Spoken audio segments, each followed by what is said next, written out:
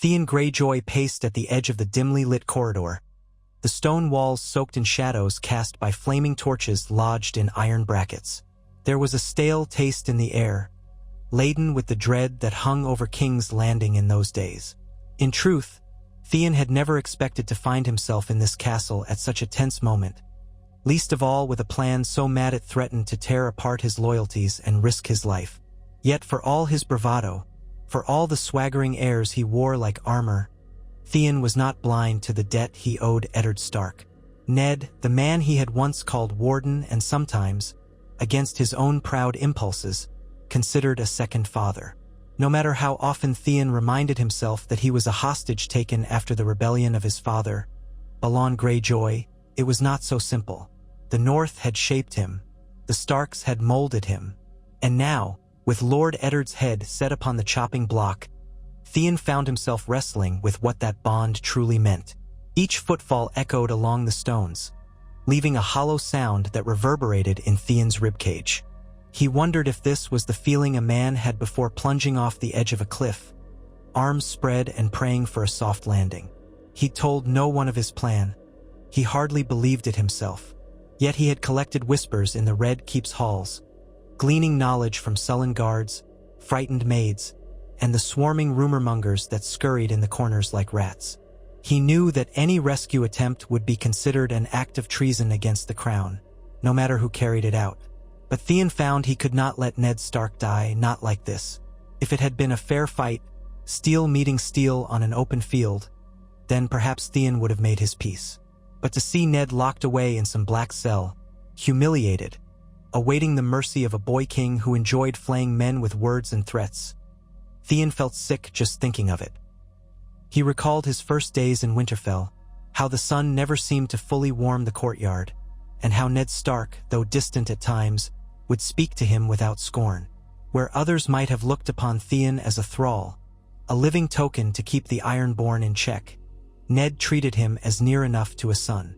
Yes, there were nights when Theon chafed under the weight of that courtesy, wishing for true acceptance rather than courtesy. But it was something, the flicker of fatherly warmth that Balon Greyjoy had never shown him. And Robb Stark, the heir to Winterfell, was as close to a friend as Theon had known. If he left Ned Stark to his fate, it would be a betrayal not only of Robb, but also of the piece of himself that had grown to manhood in the North. The corridor led to a small door that opened onto a winding staircase descending deeper into the Red Keep. According to what Theon had gleaned, it would lead him near the dungeons where Ned was held. Few guards lurked in that passage. The Lannisters, in their arrogance, believed that intimidation alone was enough, that no one would dare attempt to slip inside and whisk away a prisoner so prominent. Theon ground his teeth in a grim smile. He meant to prove them wrong. With a dagger at his belt and a short sword slung across his back, Theon moved like a hunted wolf. Each step forward felt heavier than the last. He reached the base of the stairs, pausing to listen. The damp chill hung like a cloak, causing Theon's flesh to prickle beneath his leather jerkin. He steadied himself, waiting until his breathing slowed. If he were to be caught, he must at least let them draw first blood. Better to go down as one who made the attempt than to scurry back to his room, haunted by the ghost of Ned Stark's final pleas. In Theon's mind, he pictured the old lord behind iron bars, face stern but touched with a sorrow that came from betrayal. Betrayal by the crown, by the capital, by men too cowed or too cunning. And Theon could not be one of them. He was many things, vain, proud, eager for glory, but not so hollow as to abandon the man who had raised him. The first guard he encountered was half asleep on a stool, an empty wineskin slumped in his lap. It was a Lannister man from the look of him, wearing the crimson cloak that identified his allegiance. Theon crept behind him, heart pounding, sword poised for a swift, silent strike. The guard stirred, but he was too deep in a drunken haze to move with any sort of speed. Theon slid the man's dagger from his belt first and quietly dropped it aside. Then he held the guard's chin in place, pressed his blade against the throat, and whispered for silence. One quick threat was all it took. The man, trembling and half senseless, raised his hands in a gesture of surrender. Theon forced him to stand, marched him around the corner, and tied him to an old iron ring in the wall, gagging him with a piece of rag. The guard's eyes pleaded, wide with terror. Theon stared back for a moment, uncertain whether to kill him. But the man was no threat now, so Theon moved on. Another step, another corridor. The path branched. One way led to the deeper black cells, the other toward better-kept chambers that served as dungeons for higher-born prisoners. Theon guessed Ned was likely in one of those. Cersei would not have wanted him lost in the labyrinth of darkness below. She wanted him close enough to keep an eye on, to pluck him forth at a moment's notice should Joffrey demand a public spectacle. Theon clenched his jaw at the thought. He kept going, careful, keeping to corners and hugging the walls. Each shift of shadow seemed alive, as though watchers lurked at every turn. Despite the tension coiled in his gut, Theon felt a strange calm surface, perhaps because he had committed himself to this madness. Once you began the climb, there was no choice but to finish, or fall. He passed a pair of braziers that offered faint light. The dancing glow revealed another guard up ahead, leaning against the wall and picking at the dirt under his nails. He had a sword at his hip but seemed bored. Theon judged him more alert than the last guard. He weighed his options quickly. Rush him with a muffled strike? Attempt a ruse? Theon was dressed in modest clothing without Lannister sigils, but it was not as though he bore any official insignia that would grant him passage. Lies might serve. Yet Theon found himself unwilling to risk alerting the entire corridor if this man decided to raise the alarm. So, with a silent prayer to the drowned god, one he had learned in his earliest childhood but seldom recalled, Theon launched himself forward. The guard's eyes shot wide, but Theon was already upon him. Their blades clashed in the flickering light. Steel screeched. Theon twisted, hooking the man's elbow with his free hand to knock him off balance. The guard staggered, cursing and snarling. His stance was not incompetent, but clearly unprepared for a surprise attacker. Theon pressed his advantage, driving his short sword toward the man's midsection. The guard managed to parry, sending Theon's blade scraping along his own. Sparks flew. Theon growled in frustration, pivoted on his left foot, and slashed for the man's upper arm. He felt the blade connect. A gasp, warm blood spraying Theon's wrist. The guard's strength faltered.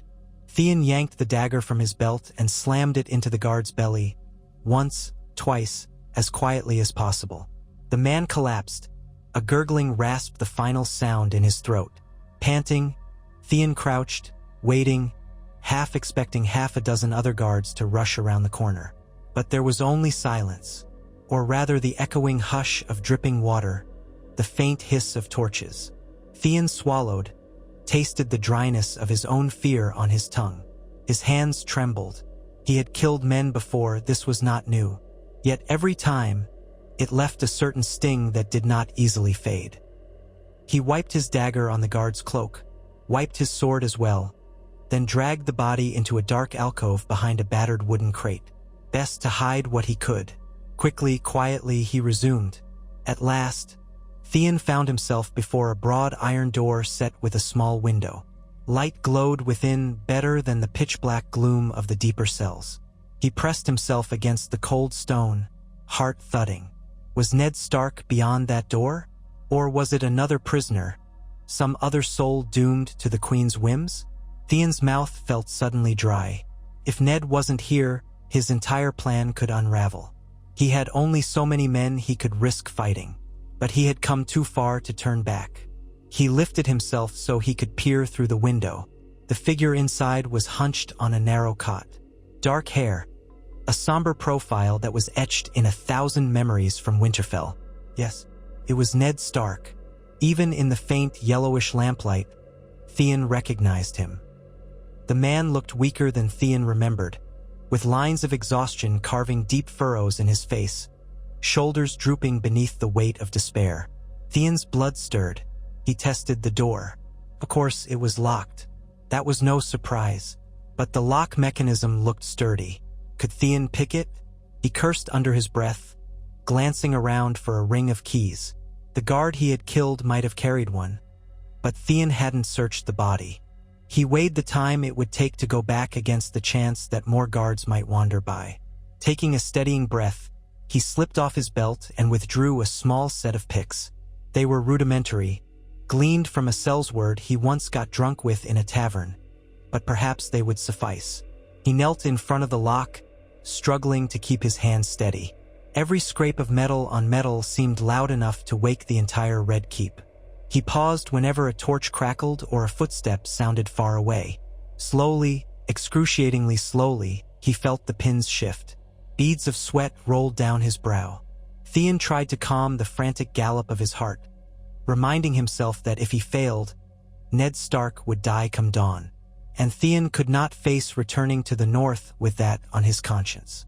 So he pressed and twisted until, with a final metallic click, the lock gave. He almost barked a cry of relief, but swallowed it at the last moment. He slipped inside. Ned Stark did not rise at once. It seemed he was half asleep, or perhaps too lost in thought to notice the quiet entry. Only when Theon carefully shut the door and slid the bolt behind him did Ned's gaze lift. In a single fluid motion, the old lord rose to his feet, eyes narrowing in suspicion. Theon nearly forgot himself, standing there as the lamplight revealed the lines of pain etched on Ned's face, the hollow ridges beneath his eyes, the bruising on his wrists. Yet for all that, the man was still Eddard Stark. His posture was proud, his expression calm, even though he must have felt a sword's edge at his neck every waking hour. "Lord Stark," Theon whispered, careful to keep his voice from carrying beyond the thick iron door. "It's me, Theon." He had not expected Ned to rush forward with delight, but he had also not expected the flicker of disbelief and confusion in the Lord's eyes. Theon realized, with a twist of unease, that he was not merely a friend from Winterfell. He was also a Greyjoy by blood, part of a family that had once challenged the might of the Seven Kingdoms. "Why are you here?" Ned's voice was rough, as though he had not spoken in days.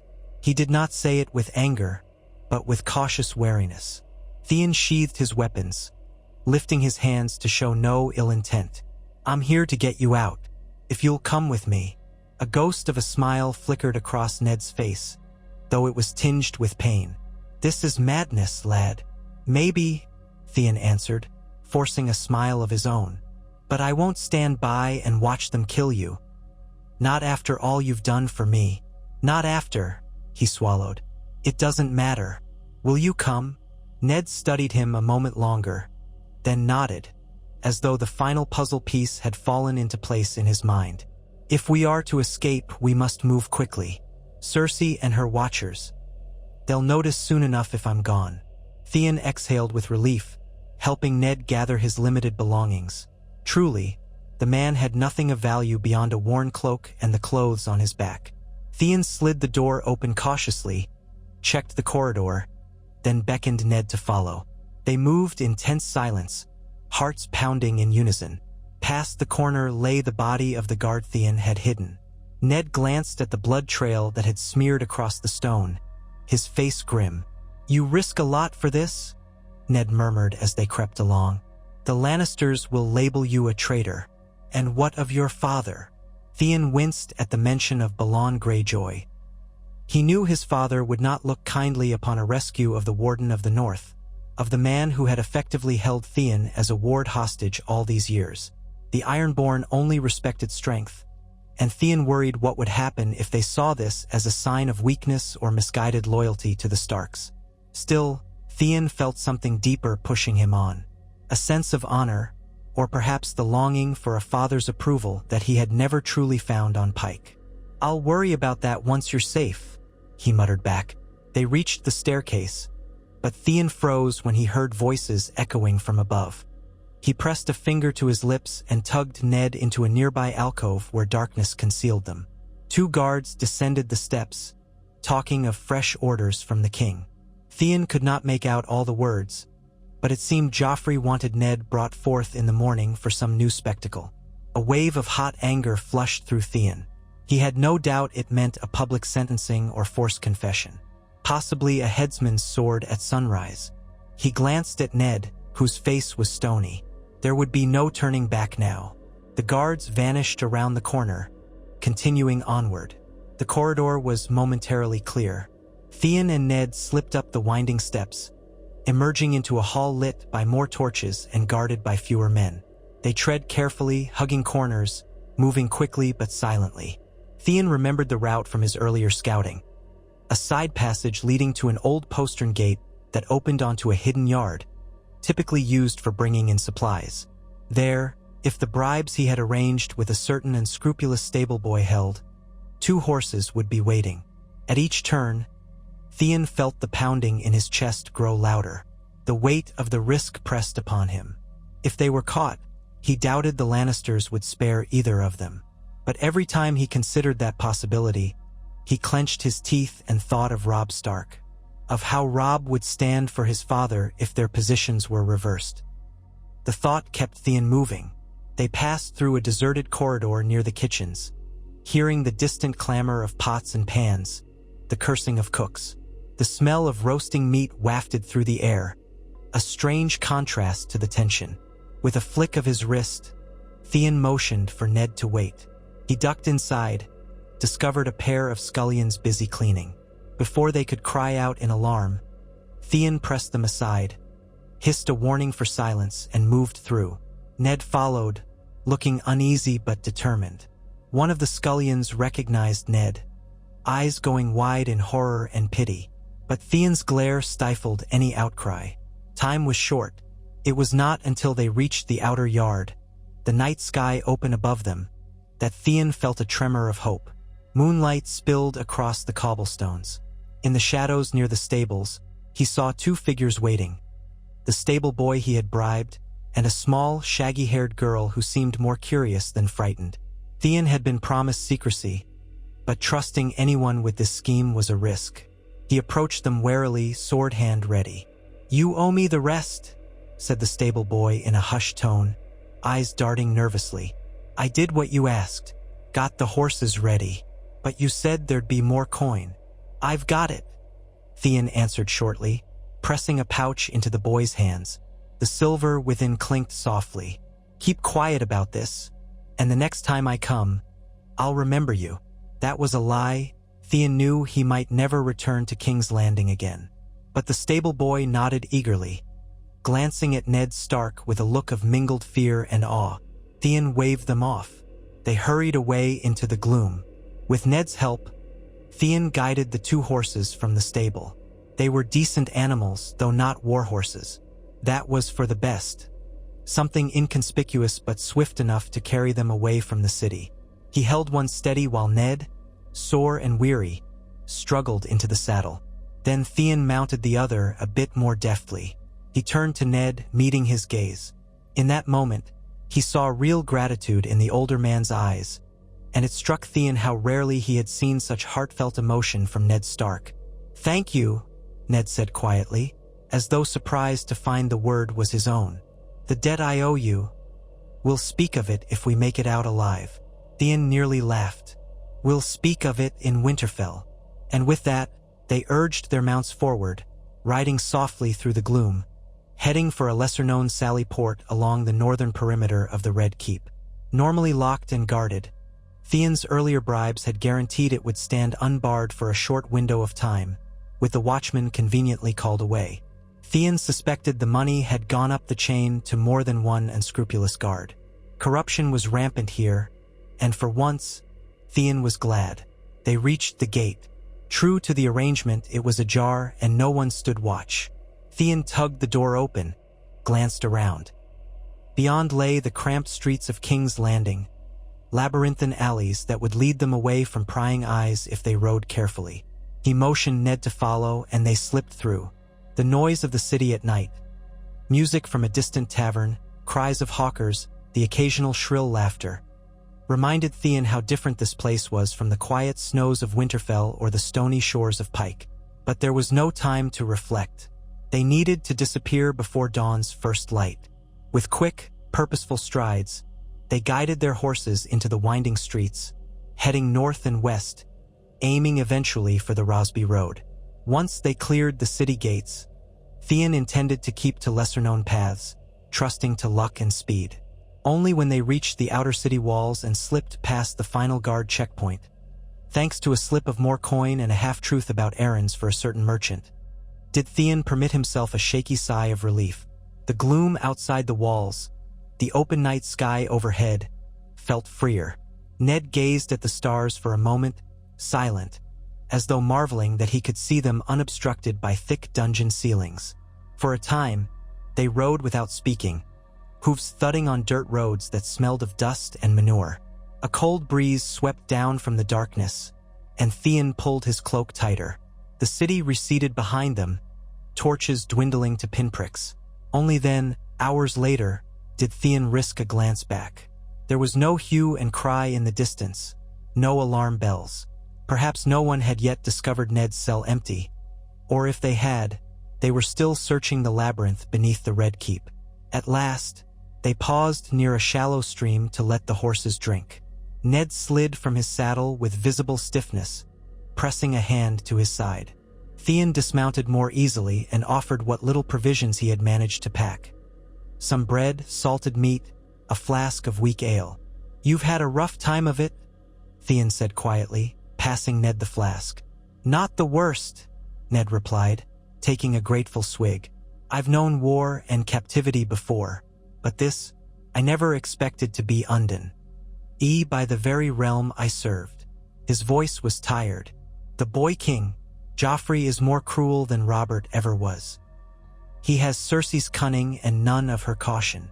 And the Lannisters control the city now," Theon added. "It's not safe for you there." Ned gave him a faint smile, though his eyes were still shadowed. "Well, I suppose you've solved that problem for me." Theon wasn't sure how to respond. On impulse, he asked, "Do you regret trusting me? Letting me remain in Winterfell all those years?" That question hung between them. Ned rubbed his face, as though scrubbing away weariness. "I never trusted you blindly, but I would not take a boy from his father for the sake of cruelty. I did what I felt was right, Theon. What you have done here—" He trailed off as if searching for words. At length, he placed a hand on Theon's shoulder. "You have risked your life to save mine. Perhaps all of us are more than the sum of our father's sins." Theon felt his throat tighten. He nodded, shrugging off the emotion. "We should move on. We've got miles to go." And so they rode, pushing the horses at a brisk pace to put as much distance as they could between themselves and the city before dawn's light revealed the empty cell. By the time the eastern horizon began to gray, they were deep in the countryside, following lesser roads that meandered through farmland and small villages. More than once, they caught sight of Lannister patrols on the main roads, but Theon guided them wide around, using copses of trees and rolling hills for cover. Ned said little. His strength ebbed at times, and Theon had to help him stay upright in the saddle. He realized that the man's imprisonment had left him malnourished, possibly beaten. But there was no help for it now except to keep going. If the Lannisters recaptured them, Ned would be dragged back to the Red Keep for an even more brutal execution. Theon could only imagine the reward Queen Cersei would promise for returning Ned Stark. Likely a lordship or gold enough to fill a wagon. That kind of coin would set half the realm upon them. They had to rely on secrecy and stealth. Eventually, they found a small, half-abandoned barn off a dirt path. Weary to the bone, they decided to rest there for a few hours. Theon tied the horses inside, fed them the scant oats he'd managed to bring. Then he and Ned collapsed onto a bed of straw. The ache of the ride weighed heavily on them, but Theon knew they had no time to linger. A few hours of restless sleep was all they could afford. When Theon roused, it was near midday. Ned was already awake, staring at the dusty beams of the roof. "We should be in the Riverlands soon," Theon said, stretching. "Once we find Robb, if he's marched south as rumors said, we'll be safer under the Stark banners." Ned nodded. "I only hope he hasn't done anything rash." That single sentence carried an ocean of meaning. Theon remembered the talk he had overheard in King's Landing, how the Northern Lords were rallying behind Robb as he declared himself king in the north, or something close to it. Theon did not know precisely how accurate the rumors were, but if Robb had called the banners, war would soon sweep the land. They were riding straight into the heart of a growing conflict. They mounted up again, though Theon noticed Ned wincing at the slightest jolt. The older man's face was set in a mask of determination, but Theon could see his pain. He offered a few quiet words of encouragement, feeling a pang of awkwardness. He had never learned the gentle ways of comforting a wounded father figure. Yet for all that, Ned offered a faint smile, appreciating the attempt. Their journey through the Riverlands was fraught with danger. They bypassed burned-out villages, places where the tides of war had already begun to lash at the countryside. They avoided the main roads, too frequently patrolled by either Lannister or Stark outriders. Instead, they navigated smaller tracks, traveling by night whenever possible. Theon tried to keep them fed by hunting small game, rabbits mostly, and gathering what edible plants he recognized. Ned helped when he could, though he still tired easily. They spoke little of the future, focusing on immediate survival. One evening, as they sheltered beneath a stand of oak trees near a trickling stream, Ned opened up. "Robb must be leading our forces by now," he said, rubbing his wrists where the iron manacles had bitten into his skin. "He's young, but he has a good heart, a strong sense of duty. I'm sure he's making you proud," Theon replied, poking at the small fire they had lit. Ned stared into the flames, brow creased. "He needs guidance. Guidance I should have been there to provide." Theon shifted uncomfortably. He knew Robb better than most, and he also knew how deeply Robb had taken the threat to his father. "We'll find him," Theon said, voice firm. "You can still guide him." Ned's gaze was distant. If the Lannisters have forced him into pitched battles, or if the Freys or other houses are making their own moves. He let the thought fade, as though it hurt too much to contemplate. But Theon knew what he was implying. War in the Seven Kingdoms rarely followed a clean line. Betrayals, shifting alliances, and opportunism were as common as wind and rain. Ned had always believed in honor, in justice, in the old ways. The realm itself, however, did not always share those beliefs. They pressed onward. Over the days, they began encountering small bands of men in Stark livery, presumably scouting parties. At first, Theon avoided them, uncertain whether revealing themselves might lead to complications. After all, few in the north might expect Theon Greyjoy to appear out of nowhere with Ned Stark in tow. For all Theon knew, they might suspect trickery, but Ned insisted that if these were indeed his son's men, they should approach them. "We need to let them know I'm alive," Ned said, "and gather with the main host. Robb needs me. The North needs me." At length, they set an ambush of their own, waiting in a thicket near a path where a group of Stark riders was likely to pass. When the riders came, Theon and Ned emerged, arms raised in a show of peace. The outriders drew swords at once, startled to see two grimy travelers step into the open. But as soon as the torchlight revealed Ned's face, the men froze in shock. Then came a flurry of exclamations, a rush of relief and disbelief. Ned Stark, alive? Seemed unthinkable. Some of them had believed he was dead already, or soon to be executed in King's Landing. Word spread swiftly. They were escorted to Riverrun, where Robb Stark had taken up quarters with the Tullus. The sight of the castle's high walls and the river coursing around it promised safety at last, though Theon could not help but feel a coiling tension in his gut. He was returning to face the entire northern host, men who might see him only as a Greyjoy, not the friend of Robb or the rescuer of Ned. Yet if Ned's presence was enough to quell that distrust, Theon would bear it. He kept his head high as the gatehouse guards waved them through, a clamor of voices rising in excitement as word spread. "Lord Eddard Stark has returned." They were ushered into the great hall of Riverrun. Robb Stark, tall and broad-shouldered now, stood at the forefront, a swirl of northern bannermen around him. Catelyn Tully, Lady Stark, was there as well, her face lined with worry, her eyes red from weeping. Yet the moment she saw Ned, she gasped, tears springing anew as she rushed forward. Ned reached out to embrace her, his expression both joyous and pained. Theon watched as father and son locked eyes, an almost wordless exchange of astonishment and relief. Then Robb stepped closer, inclining his head to his father with the deference of a man grown.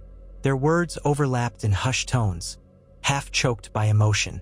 Finally, Ned turned, placing a hand on Theon's shoulder with quiet gratitude.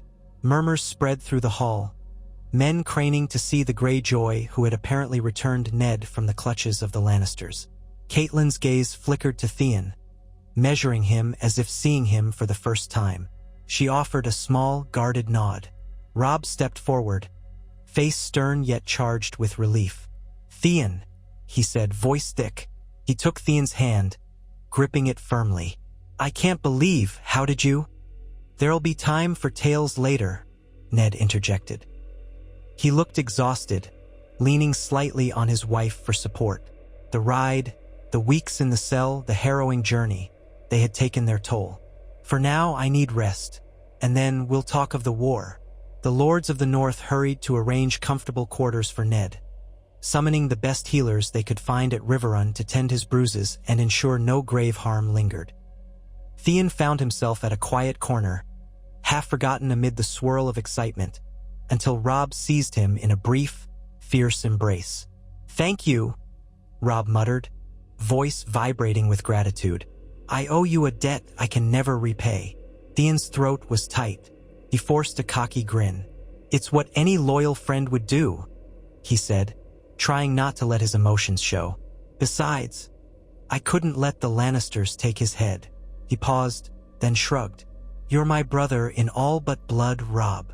Robb's smile was grateful but tinged with sadness. Perhaps he remembered that Theon's father had once rebelled against the crown, or that Theon's presence among them had always been half hostage, half ward. But in that moment, none of it mattered. They parted with an understanding that no words could fully encompass. The days that followed were a blur of revelations. Ned recovered slowly, regaining strength day by day in a suite of chambers overlooking the Tumblestone. He spoke with Robb and his bannermen in hushed meetings, discussing the shape of the war. Catelyn paced the halls, her eyes sometimes flicking toward Theon with uncertainty. Yet Ned insisted that Theon had saved his life, risking everything. That was enough for most, though Theon caught the occasional sideways glance from some of the Northern Lords, men who did not forget the Greyjoy rebellion so easily. Still, as the news spread that Ned Stark was not only alive but safe, the effect rippled far beyond Riverrun.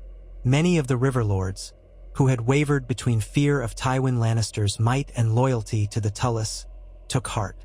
Theon learned that Tywin's armies were maneuvering in the west, while another Lannister force under Jaime was pinned by Robb's earlier tactics.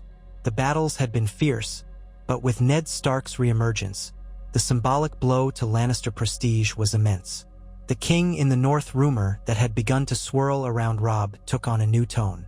It was no longer a rebellious cry spurred by a father's wrongful imprisonment, but now a rallying standard beside the very man who once served as the hand of the king.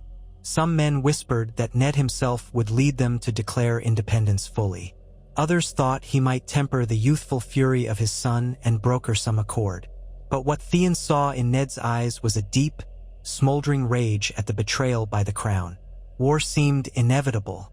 One afternoon, when Ned was strong enough to walk unassisted, he asked Theon to join him on the walls overlooking the river.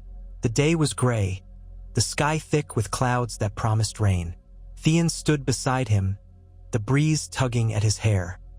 He felt the tension simmering in Ned, that quiet anger and sorrow, a father who had nearly been executed by the boy king he had once tried to protect. "You've changed much from the boy I took as a ward," Ned said finally, voice low. "I see in you both the Iron Islands and the North, and something else. Your own heart, something I don't believe your father ever fully recognized." Theon swallowed hard. He had often wondered if Ned truly saw him or just saw a hostage. Hearing these words sparked a strange warmth. "You gave me more than Pike ever did," he said. "I know that now." Ned inclined his head, accepting the sentiment. "Your father will not be pleased when he learns what you've done, Theon. This war, it's not just houses squabbling. I fear every corner of the realm will soon be aflame. The Iron Islands might yet raise their own banners, seeking advantage in the chaos. Have you considered what that means for you?" Theon stared at the churning waters below. I have. My father will see my actions as a betrayal. But what was I supposed to do? Let them chop off your head for the amusement of a twisted boy king? He forced a short laugh, though it held no humor. If I have a home, it's the North, not Pike. A flicker of emotion crossed Ned's face, something akin to gratitude. You may find that war tests our loyalties again and again, but you've shown me where yours lies. Theon wasn't entirely sure how to respond, so he said nothing.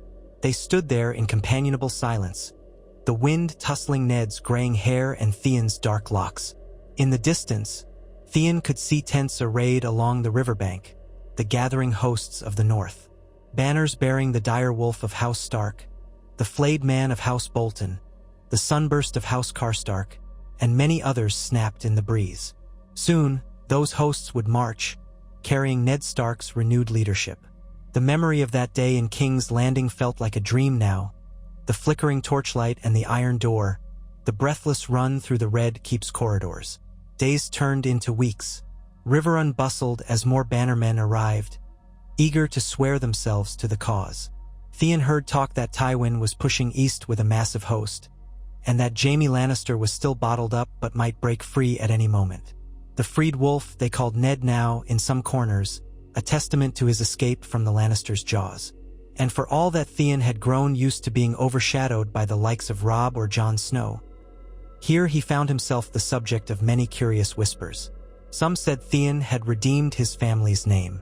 Others muttered that perhaps House Greyjoy had cunning plans to infiltrate the North's cause from within. Theon learned to ignore the gossip as best he could, focusing instead on preparing for the battles to come. He devoted his days to drilling with the Stark men, showing that he still remembered how to fight like a northerner, how to command archers and skirmishers as Ned had taught him. Robb took Theon's counsel in war councils, though the old lords often eyed him with suspicion. A few times, Theon caught the scathing glare of Roose Bolton, whose soft voice in council belied a cunning mind. Bolton said little about Theon's presence, but Theon could sense the disapproval, an undercurrent of tension. Meanwhile, Ned worked tirelessly to consolidate alliances. He wrote letters to northern castles, urging them to hold strong in their loyalty, reminding them that the Lannisters had shown themselves willing to strike dishonorably. He reached out to some in the Vale, hoping that his sister's realm might send aid. But all of this was overshadowed by the question: what would happen when the North marched on the field against the might of the West? And what of Renly Baratheon and Stannis Baratheon, each claiming the Iron Throne for themselves after Robert's death and questioning Joffrey's legitimacy? The realm was a tinderbox, and the spark had already been lit. At length, the day came when the combined Northern and Riverland forces prepared to march. Ned was well enough to ride at the head of the column, flanked by Robb and the great Jon Umber, Lord Karstark, and other key bannermen. Theon rode near them, an uneasy swirl of pride and apprehension in his stomach. He watched as the men around him cheered for Ned's leadership, brandishing spears and swords. Catelyn Stark stood on the battlements with the Tully family, bidding them a safe return. Ned's jaw was set in grim determination, but he lifted a hand in acknowledgement when they passed under the gates. Then the horns sounded, the drums rumbled, and the hosts of the North began their march westward, intending to meet Tywin's forces somewhere along the Red Fork of the Trident. As they rode, Theon noted the hush that sometimes fell over the ranks when Ned and Robb conferred with their captains. He had heard rumors that Tywin commanded a host nearly equal in number, bolstered by men from the Westerlands. The battles ahead would be bloody, yet here in the vanguard, with his sword at his side, Theon felt a sense of belonging he had rarely tasted. He no longer had to wonder whether he stood alone, orphaned by conflicting loyalties. He was part of this cause, this northern cause, striving to uphold a man he respected and a friend he loved like a brother. On the second day's march, a messenger rode up with alarming news. A smaller Lannister force had been spotted near the crossroads, plundering villages. Some urged pressing on to face Tywin directly, but Ned insisted they break off a portion of their cavalry to protect the small folk. "We must set an example," he said quietly to Robb. "We cannot allow the Lannisters to ravage the Riverlands unopposed. Let them see that we will not abandon them." Robb hesitated briefly, clearly torn between the tactical advantage of keeping the army united and the moral imperative of safeguarding their people. Then, with a glance at his father, he nodded. Theon volunteered to lead part of the cavalry alongside Lord Bolton's son, the bastard they called Ramsay, a man Theon did not know well, but whose name carried dark whispers. Ned seemed uncertain about that arrangement, but the demands of war left him few choices. They parted ways from the main column, riding hard through the night to fall upon the Lannister raiders at dawn. Theon found himself commanding a mix of Ironborn-hardened skill, his own, and the disciplined cavalry of the north. When they stormed across the fields toward the Lannister camp, Theon felt a fierce thrill rush through him, tempered by the knowledge that Real blood would be shed. He spurred his horse, leading the charge with a war cry that merged the old shouts of Pike with the new loyalty of Winterfell. The clash was brutal but swift. The Lannister riders, unprepared for a dawn assault, scattered at first. Some rallied, forming a shield wall near a copse of trees. Theon led his men around, flanking them, cutting off their escape. In the thick of combat, Theon's sword sang, slashing through red and gold surcoats. He fought with a fervor fueled by all the anger he felt toward the Lannisters, what they had nearly done to Ned, to his family in the north. Sparks flew as steel met steel. Shouts filled the air. At one point, Theon nearly fell from his horse when a Lannister man jabbed at him with a spear, but Theon pivoted, slashed downward, and felt his blade bite into flesh. Blood splattered across the grass. He seized the reins, regaining balance. When it was over, the few surviving Lannisters dropped their weapons and fell to their knees. Theon circled them on his horse, breath coming in gasps. He saw the red tangles in the dirt, the bodies of men who had died under his command, and felt that familiar tightness in his chest. But war allowed no time for reflection. He signaled to gather the prisoners. Ramsay Snow eyed them with a cold, calculating gaze that made Theon uneasy. The bastard of Bolton had fought with savage delight, though he had arrived late in the fray, claiming his horse had lost a shoe. Now, as they surveyed the battered remnants of the Lannister band, Theon discovered that Ramsay had taken no living captives among those who first tried to flee. The man's blade still dripped with blood. Theon forced himself not to dwell on it. These were allies for now, and he had to maintain some semblance of Ty.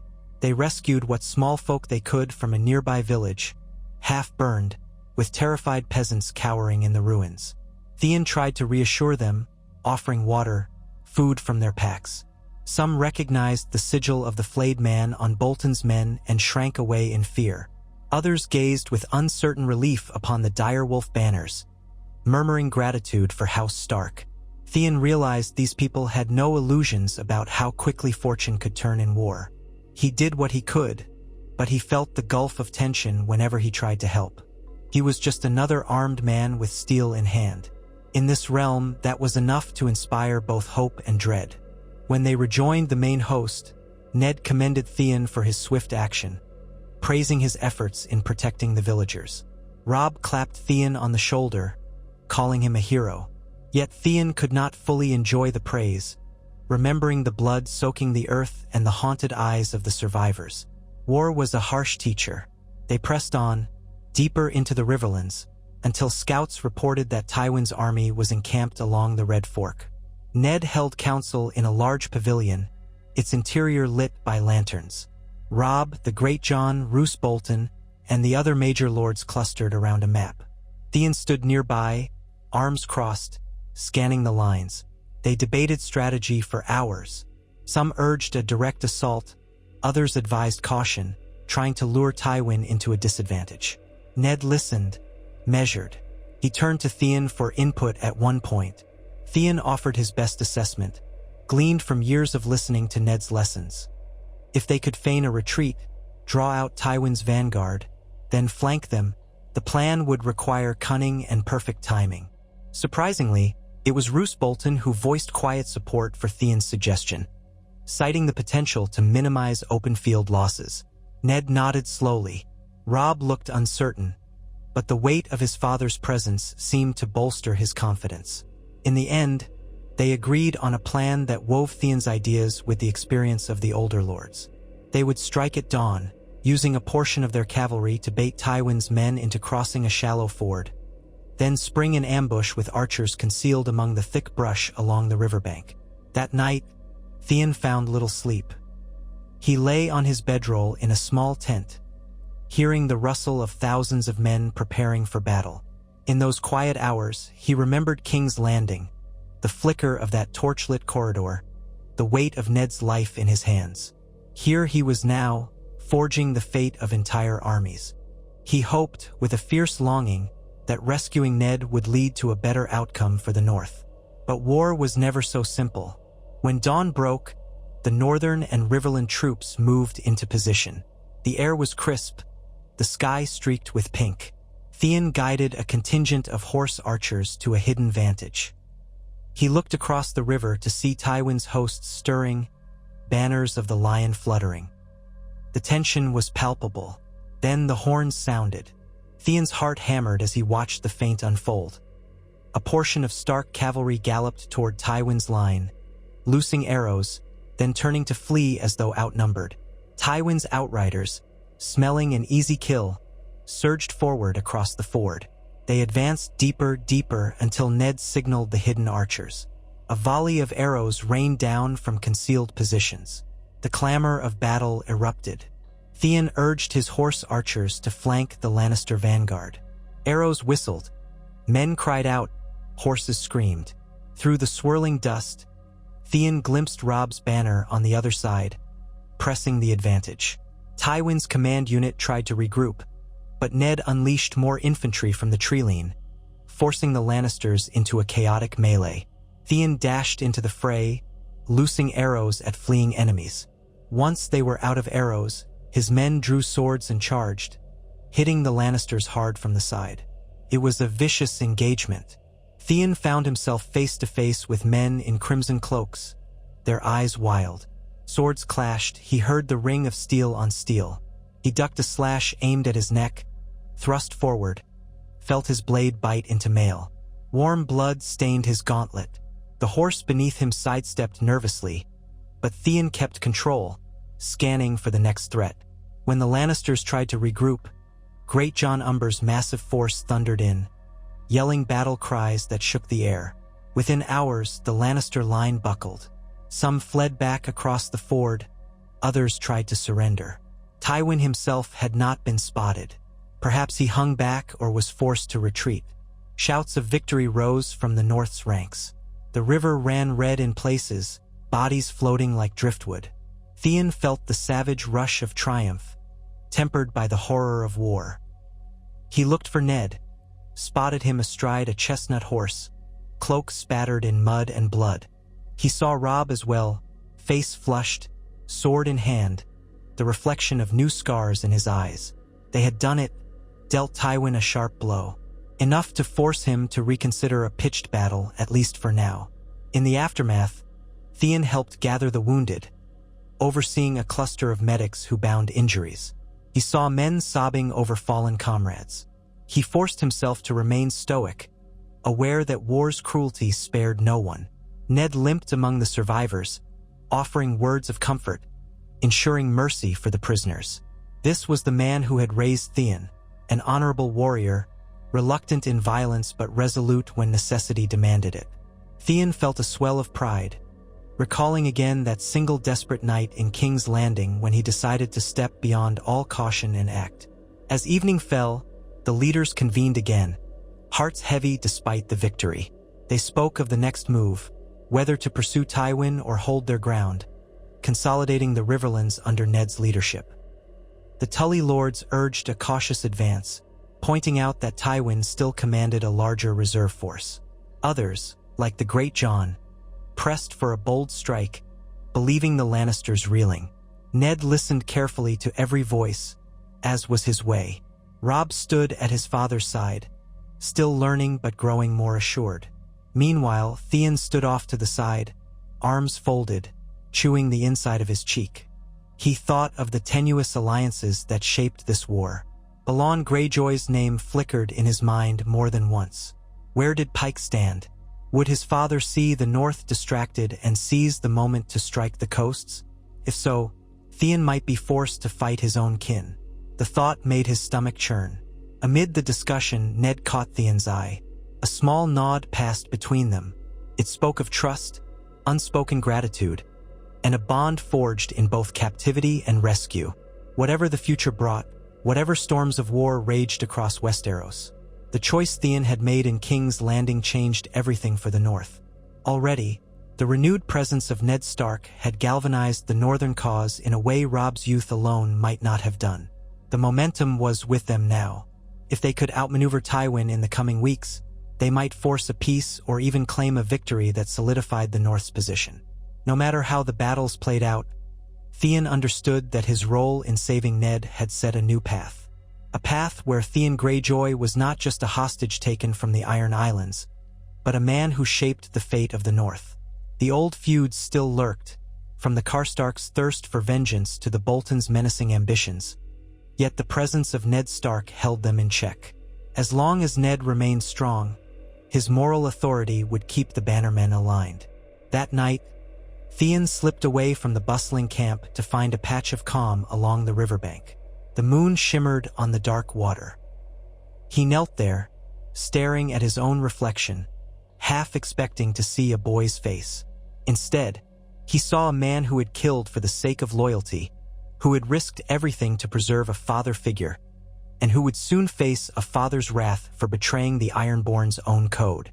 Theon inhaled the cold air, letting it fill his lungs. The sense of belonging he felt among the Starks warred with the lingering notion that he was still an outsider, lacking a true home among either side. And yet, footsteps approached, snapping twigs along the bank. He turned to see Robb, face still smudged with dirt and dried blood, but eyes bright. "I wondered where you'd gone," Robb said softly. "You always did like quiet places." Theon let out a breath that might have been a laugh. "I suppose. Or maybe I just don't know how to celebrate a bloody victory like the Great Jon and the others." Robb grimaced, then took a seat beside Theon on a half-buried log. The hush of the water slipping by lulled them for a moment. "Tomorrow we may have to march again," Robb murmured. "But for tonight, I wanted to say I haven't forgotten what you did for my father, for us all." "Most men wouldn't have dared, Theon." Theon shrugged, looking down at his hands. "He was like a father to me." Robb's gaze softened. "He is your father in all but name, but I know your blood father remains in Pike. One day we may clash with him, if the Iron Islands decide to rebel anew. If that happens..." There it was, the question unspoken.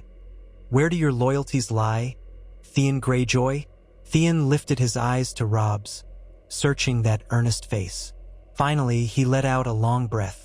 "If Balon Greyjoy aims his spears at you, at Ned, at the North, I'll fight for the Starks. I won't say it won't hurt me to face my own blood, but I won't be parted from the only real family I've ever known." Robb's smile was small but genuine. "I'm glad," he said. "We're brothers, you and I." He clapped Theon on the shoulder, and for a time, they sat there in companionable silence, the hush of the river winding around them like a lullaby. Above, the moon drifted among scattered clouds, indifferent to the affairs of men. But in that pale glow, Theon felt the weight of their oath. An oath forged by the single act of saving Ned Stark, by stepping beyond the boundaries of blood and fear. Come what may, Theon was resolved not to betray the family that had raised him, even if it meant defying the father who had never truly loved him. That choice had changed everything. From the feuds simmering in the north to the morale of their armies, to the fate of the realm itself. Eddard Stark's survival was a pivotal moment, a ripple that would spread across the Seven Kingdoms. And Theon Greyjoy, once only a ward, now found himself at the heart of it all, forging a legacy that neither Pike nor Winterfell could have foreseen. When Robb finally rose to depart, Theon lingered a bit longer, watching the moonlight glimmer on the surface of the Red Fork. He recalled the black waters beneath the Red Keep, the quiet footsteps along those dungeon corridors.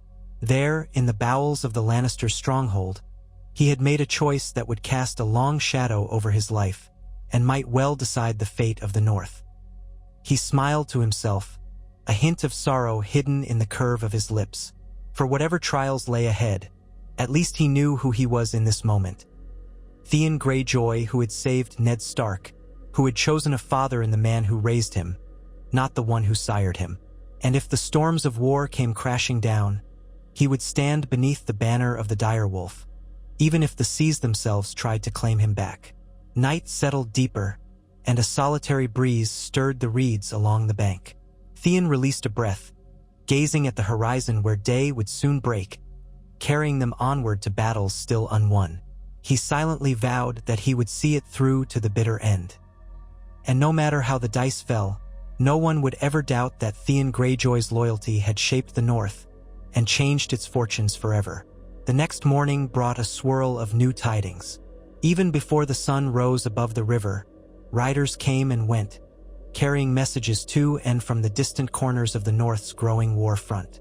Theon Greyjoy woke to the muted bustle, pulling on a tunic and boots stiff with dried mud from yesterday's clash. Sleep had been fitful, broken by images of the blood-slick ford where Tywin's forces had faltered and fled. Yet amid the gloom of battle's aftermath, Theon felt a sense of purpose he had never known before. He remembered his vow by the riverbank, to stand by the Starks, no matter what storms raged across the realm. Outside his tent, the encampment stretched along the bank of the Red Fork as far as he could see. Men in wolf-emblazoned surcoats stirred cookfires, polished armor, joked in uneasy voices to chase away the memory of bloodshed.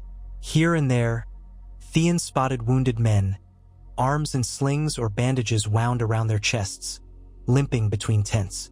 War spared few illusions, but the atmosphere thrummed with a quiet pride.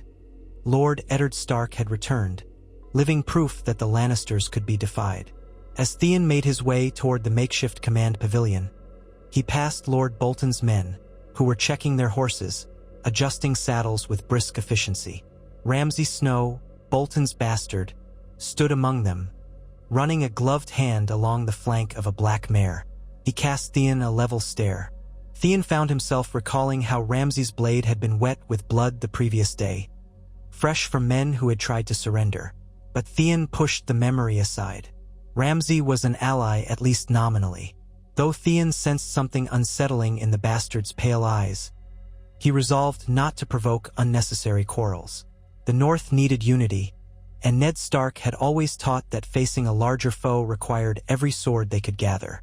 2 guards outside the pavilion lifted the tent flap for Theon. Inside, the air was thick with tension and the tang of burning lamp oil. Eddard Stark stood by a table covered with maps, his face thoughtful but drawn with fatigue. Catelyn Stark hovered at his side. She had joined them from Riverrun the previous evening, determined to remain close to her husband now that she had him back. To see her with Ned, murmuring quietly, was to see a depth of devotion that Theon had often glimpsed in Winterfell's halls. One could almost forget the battle raging around them, almost. Robb was there too, along with the great John Umber, Roose Bolton, Lord Karstark, and a few other northern lords. Their voices hushed as Theon approached. Ned beckoned him closer, his expression betraying none of the old wariness some still showed Theon. Instead, Ned offered a small nod of acknowledgement. "We've had word," Ned said without preamble, fingertips tracing lines on the map. "Tywin's army retreated west, likely toward Harrenhal or the Golden Tooth. We're not entirely sure of his direction yet. Our scouts lost track of the main force among the foothills." The great John let out a snort of impatience. "Humph. Cowards running, no doubt. We bloodied him good at the ford." Roose Bolton's quiet voice cut in. "Lord Tywin is no fool. He may pull back to consolidate with his other banners. We should not assume he's in a rout." Catelyn's gaze flicked to her husband. "And Jaime Lannister? Last we knew, he was near Riverrun, robbed of freedom to move as freely as before." "That's the word," Robb answered. "But I've heard conflicting reports. Some say he's broken free and is heading north, others that he's still pinned by our outriders. We have eyes on him, but the Riverlands can be a maze of false rumors." He turned to Theon. "We might send more men to confirm Jaime's movements, Theon stood at the edge of the table, scanning the lines drawn to represent roads and rivers. "We don't want to split ourselves too thin," he cautioned. "Tywin remains the bigger threat if he pulls all his forces together." He glanced at Ned, remembering how the man's counsel used to shape every important decision in Winterfell. "But if we leave Jaime unguarded, he might flank us. We can't be in two places at once." Ned nodded slowly. "We'll have to rely on trusted bannermen to hold Jaime in check while the main force deals with Tywin. I'm told the Blackfish has proven adept at harassing Lannister raiders near Riverrun. Perhaps we can reinforce him without draining too many men from our host." A murmur of agreement rippled through the tent. Catelyn pressed her lips into a thin line. Ser Brynden Tully is no stranger to outmaneuvering foes in his own land. With a few more horsemen, he can keep Jaime off balance. Robb reached for a quill and scribbled notes on a scrap of parchment. "I'll send additional orders to the Blackfish. Let him know we've engaged Tywin. We'll coordinate from both sides." Theon allowed himself a breath. It felt strange and gratifying to be part of a true war council with Eddard Stark again at its head. For years, Theon had imagined himself proving his worth as something more than a glorified ward. Now that day was here. The price, of course, was a realm drenched in blood. Yet, if there was any glimmer of justice to be found, Theon was determined to see it done. When they wrapped the council, the Great John bellowed for a cask of ale to toast the freed wolf, as some had begun calling Ned. But Ned declined with a faint shake of his head. "We've no time for revels," he said quietly. "We must prepare for another march. The war is not decided." Men scattered to relay orders. Theon lingered behind with Robb, exchanging a glance of mutual understanding. Robb's eyes were rimmed with fatigue, the toll of command heavy on his young shoulders. Yet he grinned faintly at Theon, as if to say, "This is our moment, brother." Theon's chest tightened with a complicated rush of pride. Then Robb strode away, too busy to share more than that swift look. Theon was about to depart when Ned's voice halted him. "A word, Theon." The older man gestured toward the open space at the back of the pavilion. Gray daylight filtered in through the canvas walls. Theon approached, feeling the curious gazes of a few guards but ignoring them. He followed Ned out into the open air. The sky was overcast, the threat of drizzle hanging in the wind. They walked along the perimeter of the camp in silence for a few moments. Then Ned spoke, voice low. "I've heard new tidings from King's Landing. Word of my escape has spread, and apparently Joffrey has responded with ill temper." Theon snorted darkly. "Ill temper's putting it mildly." Ned's jaw tightened. "He's ordered Sansa remain his captive. He parades her as a prisoner in the Red Keep. My sources say the Queen has tried to moderate him, but Joffrey's defiance grows each day. He wants revenge. For me." A cold knot formed in Theon's stomach.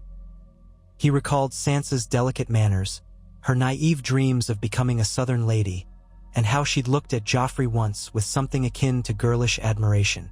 Now, if Joffrey's cruelty was truly unleashed, she would know the full horror of it. Theon swallowed. "I'm sorry, my lord. I wish there was a way to free her as well."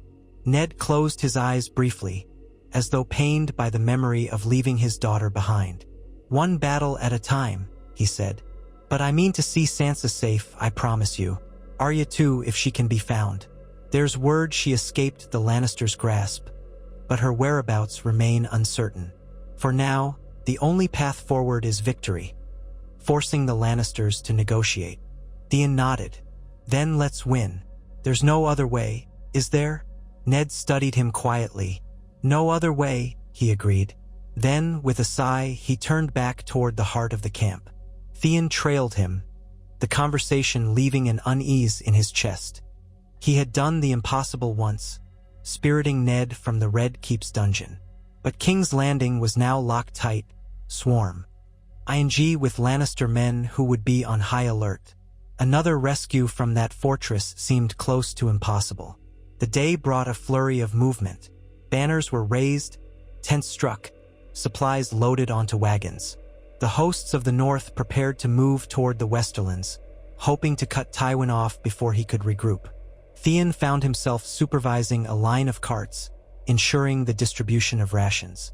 He spotted Ramsay Snow again, speaking with a cluster of Bolton men. One of them had a fresh bruise on his jaw, as if from a fight. Ramsay's quiet whisper was accompanied by a mocking smile. Theon did not linger to find out more. Sometimes he thought dealing with the Boltons was like treading barefoot on broken glass, an uneasy risk that might draw blood at any moment. By mid-afternoon, horns sounded the call to march. The army rolled out along a dusty road that ran west. Rows of pikemen, archers, cavalry, thousands in all. Theon rode near the vanguard again, eyes peeled for any sign of ambush. But the scouts reported little movement from Lannister forces this close to their camp. It seemed Tywin truly had withdrawn deeper into the Westerlands. Days slipped by in a blur of relentless marches under drizzling skies. The roads became rutted with mud, slowing their pace. Tempers flared in the columns now and again. Officers snapped at men who lagged behind. Theon found himself working alongside a handful of captains to maintain order, though he often cursed the rain under his breath. He had grown used to the cold of the north, but the damp misery of a slow march with no sight of the enemy tested him in a different way. Through it all, Ned set the tone. Calm, firm, resolute. Robb, for his part, remained the figurehead of the future, the king in the north to some. Yet Ned's presence allowed Robb to lean on paternal wisdom. The result was a sense of stability among the ranks, a confidence that their leaders were in control. More than once, Theon heard men mutter about how the Lannisters would never recover from failing to keep Ned Stark captive. And yet Theon could not shake a lingering worry. War was never a straight line. Tywin Lannister would not sit idle, licking his wounds. He would respond with every cunning tactic at his disposal. They finally neared a region of rolling hills that gave way to the fertile fields around a lesser castle sworn to the Lannisters. Scouts returned, breathless, with the news that Tywin's vanguard had encamped beyond the next ridge, near a large orchard. Preparations began at once for a possible engagement. The North's forces set up a defensive position along the ridgeline, watchfires flickering through the gathering dusk. From where Theon stood atop a gentle slope, he could see distant lights, lanterns or torches from Tywin's men. The night air crackled with tension. In the command tent, Ned conferred with Robb and the other lords. Theon arrived late, having helped place outlying pickets. When he ducked inside, he found them poring over a rough sketch of the terrain. Lord Karstark traced a finger along a line that represented the orchard. If we position archers among those trees, we might draw them in. Roose Bolton, arms folded, looked on with his usual detached calm. They'd see archers in plain sight. The orchard is not thick with cover. Better to place men behind the ridge, lure the Lannisters up. A few lords nodded. Theon glanced at the map. We need to know if Tywin's full force is there, he pointed out. He might have split his army, set a trap. Ned's eyes flicked to Theon. Agreed. We'll send more scouts under cover of darkness. See what we're facing. If Tywin wants a pitched battle, we need every advantage. He paused, then nodded toward Theon. Take a handful of riders you trust. Go see for yourself. Theon felt a thrill of both nerves and pride. I'll go, he said, trying to mask his eagerness. Riding at night is risky, but I've done worse. Be careful, Ned warned. If Tywin's outriders catch a glimpse of our scouts, we'll lose the element of surprise. Theon allowed himself a tight smile. I've been sneaking into worse places since I was a boy. He recalled the memory of scaling Winterfell's walls on a moonless night, on a dare from Robb. That felt like another lifetime. He gave a brisk bow to Ned, then turned to gather his men. He chose 4 riders he trusted. Gan, a lean man known for his quiet footfalls, Miles, who had grown up trapping in the Wolfswood, and 2 archers named Brannock and Orson. All of them wore dark cloaks over leather, eschewing the metal glint of plate that might catch a stray moonbeam. When they slipped out of camp, the sky was cloudy, offering precious little light. They rode in a tight formation, staying off the main track, cutting across shallow ravines and winding through clumps of trees. The sound of distant owls and the churning wind accompanied them. Theon's heart pounded in time with his horse's hoofbeats. He remembered the night in King's Landing when he'd first braved the Red Keep's corridors. That had been madness, but perhaps all bold acts in war felt like madness at the time. They reached a vantage point, an overgrown rise that looked down upon a broad swath of farmland. The orchard sprawled below, rows of trees stripped of most fruit, the ground littered with rotten cores. In the gloom, Theon could make out the faint glow of campfires maybe a league off. He signaled for his men to dismount and lead the horses by the reins, taking cover behind a low stone wall that marked the orchard's boundary. Carefully, they crept forward until they could see more clearly. A sea of tents stretched beyond the trees. Theon's heart sank a bit at the sheer number. Hundreds, at least likely thousands. Torches flickered along the perimeter. Lannister banners, half visible in the night, stood limp in the still air. Men moved among the tents, collecting water or performing other camp tasks.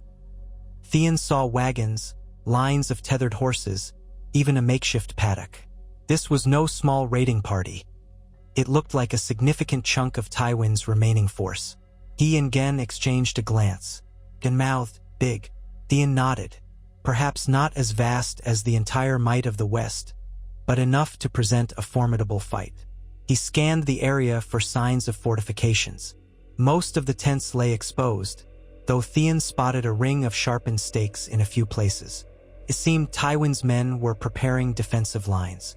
They must suspect the northern host was near.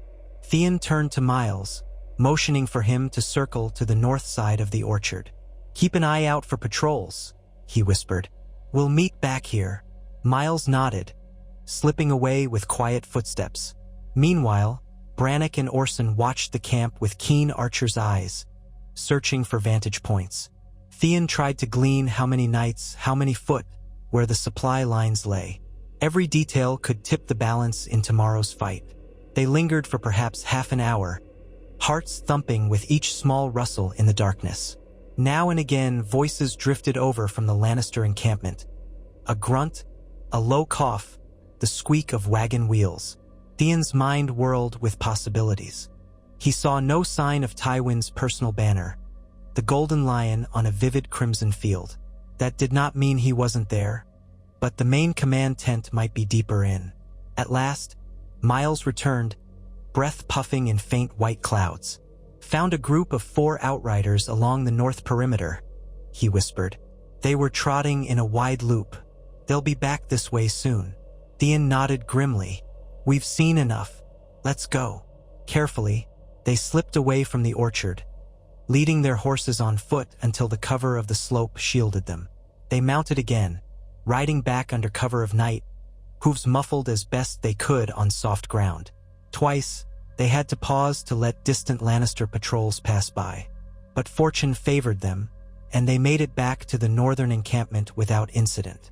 The night was well advanced by the time Theon reported his findings to Ned and Robb, who roused a handful of key lords.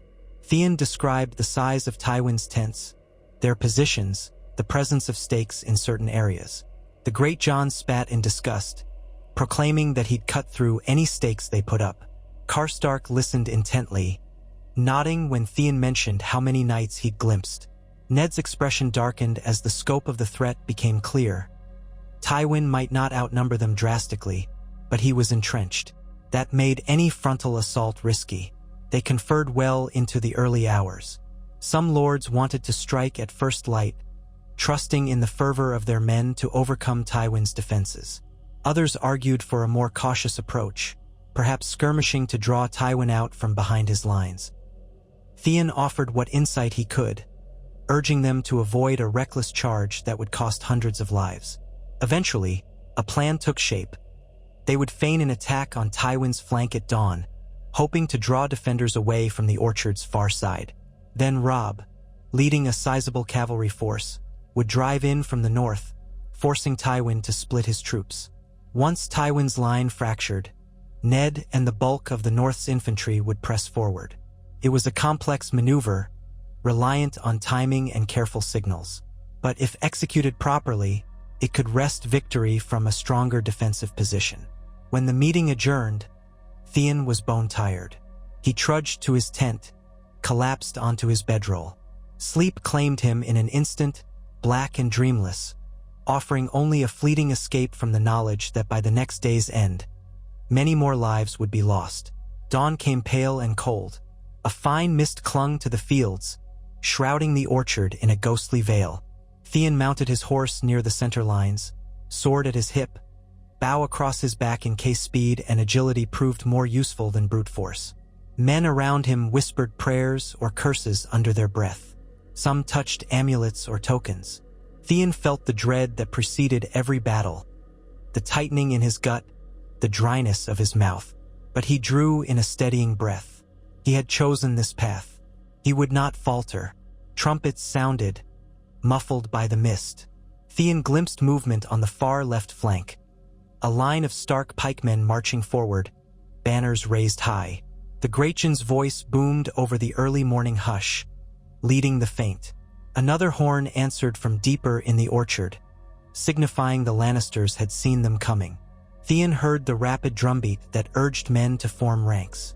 Through the swirling haze, the orchard felt like a place of strange silhouettes, dark shapes moving at the edges of sight. Then Robb's cavalry began its push from the north. Theon couldn't see it clearly, but he could imagine the thunder of hooves. That was his cue. Ned gave the signal, and the main body of Stark infantry started forward in a disciplined march. Theon spurred his horse, riding on the flank with a mixed group of archers and swordsmen. He heard the dull roar of voices, the clank of steel. Adrenaline surged. They crested a slight rise, revealing part of the Lannister line. Men crouched behind stakes, crossbowmen ready with bolts, the golden lion insignia faint in the clinging mist. Before the first volley struck, Theon urged his archers to fire. Arrows arced overhead, hissing into the Lannister ranks. Screams rang out. Theon wheeled his horse aside as crossbow quarrels sliced the air in response. One whistled past his ear, a near miss that made his heart jolt. A man behind him toppled from the saddle with a cry, an iron-tipped bolt buried in his throat. Theon gritted his teeth, forcing down the surge of horror. They had to press on. The orchard became a chaos of swirling bodies, the morning light slowly brightening to reveal the bedlam. Stark infantry collided with Lannister spearmen. Horses reared, hooves flailing. Theon glimpsed Ned, sword flashing, rallying a group of men who had faltered under heavy fire. He saw Robb's banner wave from the northern edge of the orchard, too far to help directly. The plan was unraveling in patches as war often did, each cluster of men locked in a deadly struggle. Theon guided his horse around a tangle of spears, searching for an opening to push deeper. He and a handful of riders found a gap where a few Lannister soldiers had fallen back. They galloped in, cutting down archers who tried to flee. Blood spattered Theon's boots. He clenched his jaw, forging onward. The reek of sweat and fear filled his nostrils. Moments bled together. He saw swords rise and fall, heard the thunderous crash of men smashing into each other. At one point, a young Lannister knight lunged at Theon's horse, blade aimed to hamstring the animal. Theon twisted in the saddle, parried the blow, and slashed across the knight's visor. Metal screeched, and the knight crumpled with a muffled scream. Theon's horse spooked, nearly throwing him. He clung to the reins, cursing under his breath. Everywhere, the orchard was churned to muddy chaos by trampling boots and spilled blood. A sudden commotion to the right. Bolton men surging forward, roaring their house cry. The flayed man's sigil gleamed, and Theon spotted Ramsay among them. A half-sneer twisted on his face as he cut down a Lannister banner-bearer. The savage efficiency of Bolton steel was a dark tide, pushing deeper into the orchard's center. For a moment, Theon actually felt relief that they were on his side. But the cruelty in Ramsay's grin made Theon's stomach flip. He saw Ramsay strike down a man who was already on his knees, unarmed, with an almost casual flick of his blade. No quarter given. No chance for surrender. Theon spurred away, focusing on the larger fight. The Starks had to take advantage of any breach. Over the din, he heard Robb's horn from the north. That meant the cavalry was pressing in. Good. If they coordinated with Ned's push, they might isolate pockets of Lannister resistance. Theon bellowed for the men around him to charge forward, aiming to link with Robb's flank. They broke through a line of battered Lannister spearmen, driving them back. Crossbowmen attempted to regroup, but Theon's archers loosed another volley. Theon spotted a tall knight in Lannister colors shouting for order, likely a captain. The knight brandished a warhammer, smashing aside a Stark soldier's shield. Theon set his jaw, wheeled his horse around, then urged it into a gallop. He lowered his sword, hooking the reins with one hand. The knight turned, surprise flashing in his eyes as Theon barreled toward him. At the last instant, Theon swung from the saddle, aiming at the knight's exposed side. The strike connected with a jolt that rattled Theon's arm. Metal bit metal. The knight stumbled, hammer dropping. Theon followed up with a brutal thrust. He felt the jarring resistance of flesh and bone. The knight gave a wet cough, then collapsed in a heap of armor. Panting, Theon pulled free, mind whirling. The orchard was alive with the screams of the dying, the clash of blades.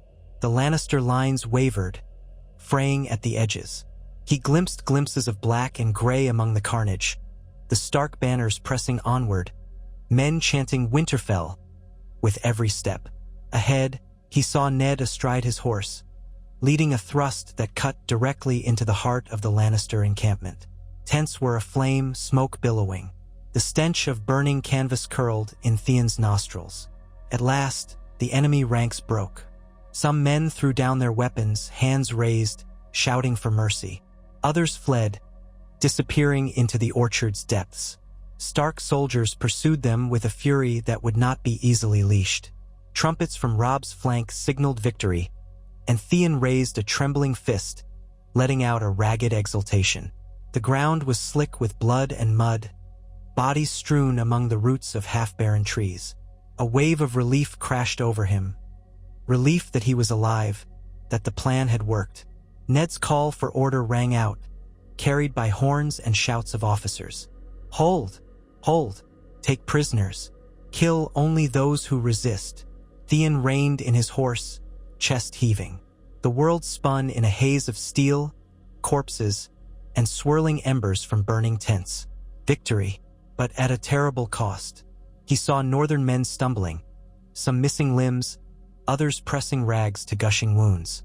War demanded its due. He found Robb near the shattered remains of the Lannister stake line. A few Stark soldiers cleared debris. Robb's face was ashen, a trickle of blood seeping from a gash on his arm where his mail had been pierced. Still, his eyes burned with a fierce triumph. He extended a hand when he saw Theon approach. "We've done it," Robb rasped. "They're broken. Tywin wasn't here in person, only a commander of his, and they've routed." His gaze flickered to the carnage with a grim set to his jaw. "But we lost good men." Theon nodded, dismounting. "We'll see to the wounded, and to the prisoners. Do we know how many got away?" "A fair number," Robb answered, "but they left most of their supplies. We've crippled their ability to stand against us here, at least for now." He swallowed, glancing around. "Have you seen my father?" "I saw him riding near the tents," Theon said. "He was commanding men to put out the fires and keep order." He hesitated, then asked quietly, "Are you hurt badly?" He gestured to Robb's arm. Robb shook his head. "A scratch. The maesters will tend it. Come on, let's find my father." They picked their way through the orchard, passing clusters of Stark soldiers stripping the dead of anything useful, or binding the hands of surrendered Lannisters. Smoke drifted from smoldering cloth, and the morning sun shone pitilessly on the remains of men from both sides. Theon tried not to dwell on the stench of blood. Such was the price of war. A flicker of guilt rose in him, remembering how he had once yearned for glory in battle. There was no glory here, only grim necessity. At last they reached Ned Stark. He sat astride a weary horse, face smeared with soot. Catelyn had appeared as well, having ridden in from a safer vantage once the outcome was clear. She dismounted and rushed to Ned's side, scanning him for injuries. He clasped her hand with a grateful nod but kept issuing orders to the nearest officers. One prisoner, an older knight with a battered surcoat, was brought forward, flanked by 2 Stark guards. He scowled, face lined with fury. Ned addressed him in a calm but carrying voice. "You stand defeated. Yield, and you shall be treated honorably. Resist, and you shall share the fate of those who died." The knight spat at the ground. "I yield," he muttered through gritted teeth. "But there's no honor in being cut down by wolves." Ned's eyes hardened. "You speak of honor? Your men ravaged these lands on your lord's command.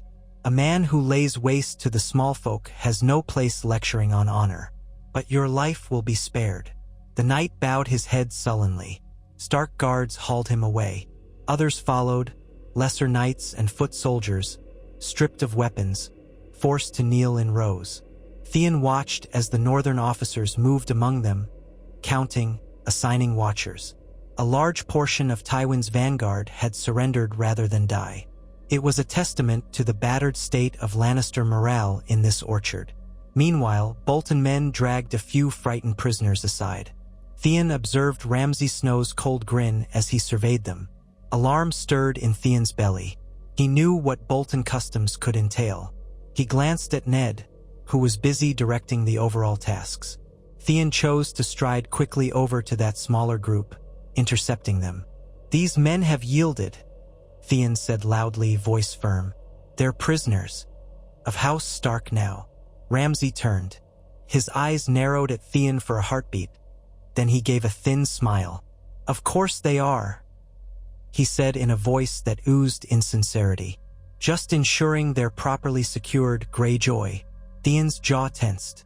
"We'll find them a place among the other captives. No need for special treatment." He let the words hang, hoping his meaning was clear. The men in question wore terrified expressions, no doubt familiar with the Bolton sigil's sinister reputation. Ramsay held Theon's gaze a moment longer, then gave a casual shrug. "As you wish." He turned to his men. "Bind them tight. We mustn't let them slip free." Theon noted the flicker of disappointment that crossed Ramsay's face, as though Theon had spoiled his fun. But the bastard obeyed, at least outwardly. Sometime later, Theon rejoined Robb and Ned near the orchard's edge.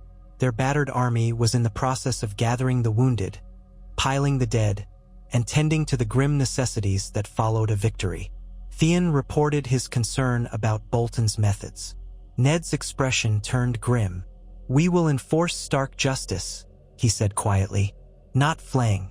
Make sure Ramsay and his father understand this." "Understood," Theon murmured.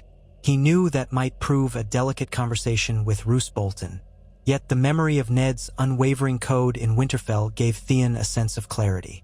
If the Boltons intended to cross lines, they would have to face Ned Stark. And in that, Theon was firmly on Ned's side. As evening deepened, the orchard became a somber camp for the night. Fires dotted the field where tents had stood, many now burned to cinders. The crackle of flames underscored the moans of the injured. Healers bustled about, using up precious stores of poultices and bandages. Catelyn moved among them too, her eyes damp with compassion. She and Ned took time to speak gently to some of the wounded men, offering what comfort they could. In that moment, they were no longer lord and lady, but two people forced to bear witness to the suffering of those who fought in their name. Theon spent hours helping to direct the disposal of the dead, trying not to retch at the sight of ruined bodies. He organized groups to dig mass graves. When darkness fell, torches and lanterns illuminated the orchard in a ghastly glow. The stench of death lingered, thick in the humid air. Despite his fatigue, Theon found it hard to sleep. He wandered the perimeter, listening to the hush of men too exhausted to talk, the occasional sob of a soldier who had lost a friend. He thought again of Sansa, a captive in King's Landing, and Arya, missing. How many battles would the North have to win before the Lannisters were forced to yield them back? He tried to picture Joffrey's face, smug, cruel, and felt a spike of anger. Perhaps, Theon told himself, the victory they had won today would speed the day Ned could stand at the negotiation table and demand his daughter's release. Yet if Tywin refused to bend, more blood would be spilled, more fields turned into graveyards. Amid these brooding reflections, Theon stumbled upon a small cluster of men huddled around a captive. He recognized Ramsay's silhouette in the torchlight. The prisoner, stripped to his underclothes, trembled. Theon's blood chilled. He stepped closer, voice terse. "What's happening here?" Ramsay looked up, feigning innocence. "Nothing that concerns you, Greyjoy. Merely questioning a Lannister scout. My father commanded it." Theon saw how the prisoner's face was slick with sweat, a bruise swelling along his cheekbone. "This is not how Lord Stark conducts an interrogation," Theon said, heart pounding. "He'll answer questions willingly if you spare the rods." Ramsay's gaze bored into Theon. "Some men lie without a little encouragement, but if you insist, we'll deliver him to Lord Stark's men. No doubt they'll use softer methods." A muscle in Theon's jaw twitched. He imagined the methods Ramsay might be employing if left unimpeded. He also knew it was a fine line. He had no official authority over Bolton's bastard, but Eddard Stark had made it clear that brutality for its own sake was forbidden. "Yes," Theon said, voice steeled. "Let's deliver him to the men who know how to question without flaying." Ramsay's lips curled in a faint, mocking smile, yet he stepped back, gesturing for his men to hand the prisoner over. "As you say." Before turning away, he leaned in, voice low enough that only Theon could hear. "You're bold to speak for Ned Stark, Greyjoy. Careful you don't overstep. The North remembers many debts." Theon held his ground, staring coldly at the bastard. "So do I," he replied, thinking of that night in King's Landing, and all that had followed. Ramsay turned and strode off, his men trailing behind like silent shadows. The prisoner sagged with relief. Theon quickly waved over 2 Stark guards to escort the man to a safer area. He felt the adrenaline thrumming in his veins, an aftershock of the confrontation. The Boltons were an ally by circumstance, but that alliance felt as fragile as spun glass. Theon forced himself to breathe, to remember that Ned Stark was at the helm now. With Ned's leadership, perhaps the worst excesses of House Bolton could be curbed. At dawn, they marched again. Many Lannister prisoners were made to carry the heavier supplies under guard, an arrangement that allowed the northern host to move more swiftly. They left behind a few hundred men to tend to the graves and watch for stragglers. Theon glimpsed the orchard in his rear view as they rode away, blackened, pitted with earth, dotted by the ghostly remains of tents. The memory of that violent swirl would stay with him. In the days that followed, more scattered bands of Lannister men yielded or fled. Tywin's battered forces were in retreat, likely regrouping deeper in the Westerlands. Ned debated whether to push onward toward the Golden Tooth or fortify a key crossing of the Red Fork. Eventually, they chose to secure the crossing. The risk of overstretching their lines was too great, especially with Jaime's status uncertain in the Riverlands. So the Northern Army set up a strategic position along the Red Fork, near a small town that had largely been abandoned by its inhabitants, who had fled the war. There they paused to regroup, treat the wounded, and plan the next phase. As the soldiers established a new camp, Theon found himself summoned to Ned's command tent once more. This time, the gathering was smaller. Ned, Robb, Catelyn, Roose Bolton, the Great John, and a few others. They were seated around a low table. Maps were strewn with markers for known Lannister positions. The tension in the air was palpable. Theon entered, bowed his head in greeting, then took his place near Robb. Catelyn addressed them first. "I've received a raven from my uncle at Riverrun. Jaime Lannister is indeed pinned near the castle, but rumors suggest he's negotiating for reinforcements from the west. If that occurs, Riverrun could be in danger again." Ned glanced at Bolton. "We can't allow Riverrun to fall. We may have driven back one of Tywin's hosts, but if Jaime unites with fresh troops, I'll take men to Riverrun," Bolton said softly. "We can move quickly, intercept any reinforcements on the roads." Robb frowned. And leave us here with fewer men to guard against Tywin's main force? We can't be in two places at once, Ned said, echoing Theon's earlier sentiment with a weary sigh. But Riverrun is our ally, my wife's home. We can't let it burn. He looked at Theon. What do you advise? Theon considered. War demanded risk. Bolton's men were skilled, if ruthless. Perhaps it made sense for them to handle a separate front. Let Lord Bolton go, Theon said slowly. If he intercepts any Lannister reinforcements, Jaime might be trapped. Then we hold here, ready to meet Tywin if he tries to cross the river again. Bolton inclined his head, satisfied. Ned sighed. Very well. Choose the men you need, Bolton. But I want regular reports on your progress. Bolton's pale eyes gleamed. As you command, my lord. Catelyn's posture relaxed a fraction, relieved that Riverrun would not be left to fend for itself. But Theon still noted how she avoided looking directly at Roose for too long. The man exuded an unsettling aura, a predator's patience. Theon only hoped that Bolton's harsh ways would be directed at Lannisters and not at innocent riverfolk. After further details were hashed out, supply lines, scouting missions, messenger routes, Ned dismissed them. Theon stepped outside, letting the cool morning air brush against his face. He felt the weight of the war pressing down. Each decision branched into more peril, more bloodshed. Yet the North was winning ground, building momentum. The freed wolf marched under no illusions, but each victory brought them closer to forcing the Lannisters to the table. And if that happened, Ned Stark might be able to ransom Sansa and confirm Arya's whereabouts. Catelyn approached Theon, her expression unreadable. He turned to face her with a small bow. My lady. She studied him, hands folded before her.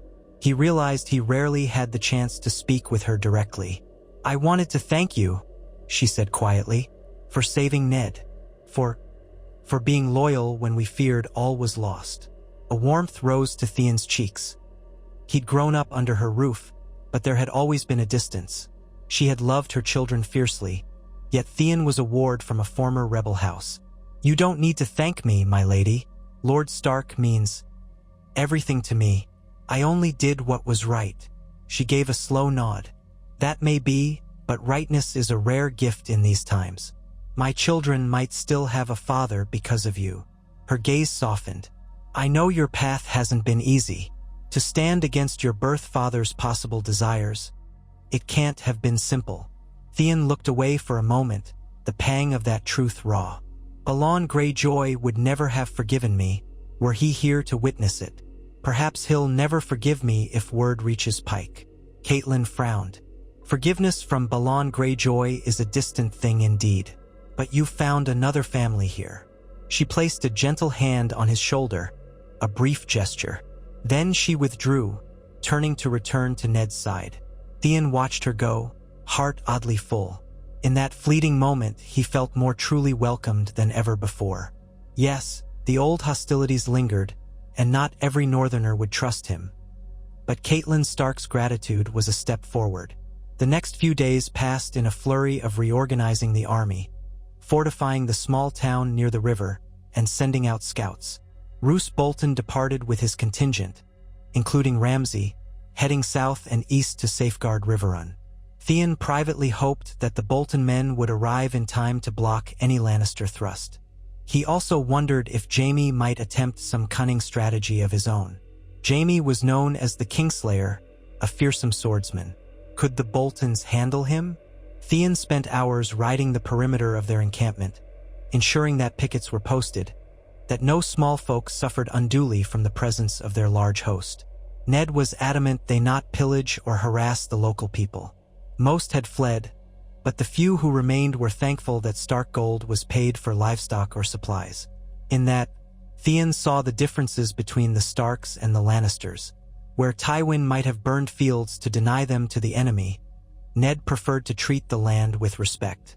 One evening, as Theon was inspecting the defenses by the riverbank, he encountered Robb.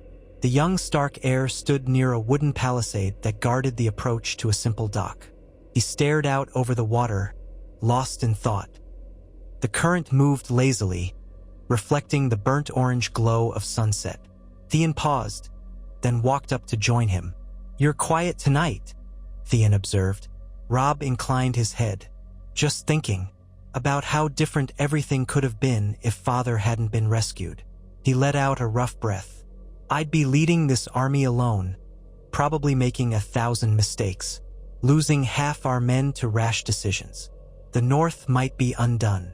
"You've done well," Theon said. "Even before your father came, men rallied to you." Robb shrugged. "They rallied because the Lannisters took my father. Anger drives men to war, but Father's presence, it keeps them in check. Reminds them there's a reason we fight beyond simple vengeance. I'm grateful for that, and grateful to you." Theon shook his head lightly. "I did what I had to." They stood in companionable silence, the hush of dusk settling. Robb finally spoke again, voice quieter. "Theon, if this war drags on, do you think your father will strike at the North? I keep hearing rumors that the Ironborn stir, that they might see weakness." Theon's chest tightened. "Balon Greyjoy sees opportunity in chaos. He might indeed try to raid the coasts of the North, hoping our armies are too busy fighting the Lannisters. I can't say he won't, but if he does, I'll stand against him. I gave you my word." Robb placed a hand on Theon's shoulder. "That means a great deal. I know it's not easy to fight your own kin." Theon sighed. "He's my father in name, but he's never treated me like a son, not the way Ned Stark did. My loyalty is here, whatever that costs." He found himself glancing out at the rippling waters, mind drifting to Pike's rocky shores. The memory felt distant. So much had changed. "We'll worry about it if it happens," he said at last. Robb gave him a firm nod, then turned back toward camp. Theon stayed a while longer, watching the sun slip beneath the horizon, feeling the swirl of sorrow and resolve in his chest. A part of him almost wished Balon Greyjoy would try a direct assault, so Theon could prove once and for all where his loyalties lay. But that was a dark wish, certain to spill more blood. Best to focus on the present struggle. As the nights wore on, word trickled in from scouts that Tywin had indeed pulled back to Harrenhal, a fortress rumored to be haunted and cursed. That castle, looming on the edge of the God's Eye, offered Tywin a strategic vantage. If he held Harrenhal, he could strike east or north at will. But Harrenhal's vast size also made it difficult to defend with a small force. The North's leadership debated whether to march and try to besiege Harrenhal, or hold the river crossing. Theon listened to the arguments with a growing sense of the war's complexity. Ned, for now, chose caution. The North had no immediate siege engines, and Harrenhal was legendary for devouring armies that tried to hold it. Better to let Tywin fester within those blackened walls, waiting to see if the southern storms of Stannis or Renly Baratheon threatened him as well. In the meantime, ravens arrived with updates from the Vale, from the north, from the scattered edges of the Seven Kingdoms. Theon caught snippets of talk. How Renly Baratheon had crowned himself king in Highgarden's support. How Stannis was forging a claim to the Iron Throne on Dragonstone, proclaiming Joffrey a bastard born of incest. The realm was fracturing under the weight of too many contenders. In that chaos, the North's stance under Ned Stark gained strength, for it was less a bid for the Iron Throne and more a unified defense of their own homeland. Yet, inevitably, Theon knew the day might come when they had to decide if they would rejoin a Baratheon king or stand independent. It was nearly a fortnight after the battle at the Orchard when a messenger galloped into camp at dusk, crying out for Lord Eddard. The man was muddy, lathered with sweat, clearly having ridden hard. Theon joined the crowd gathering around him. Ned emerged from his tent, face stern. Robb and Catelyn stood at his side.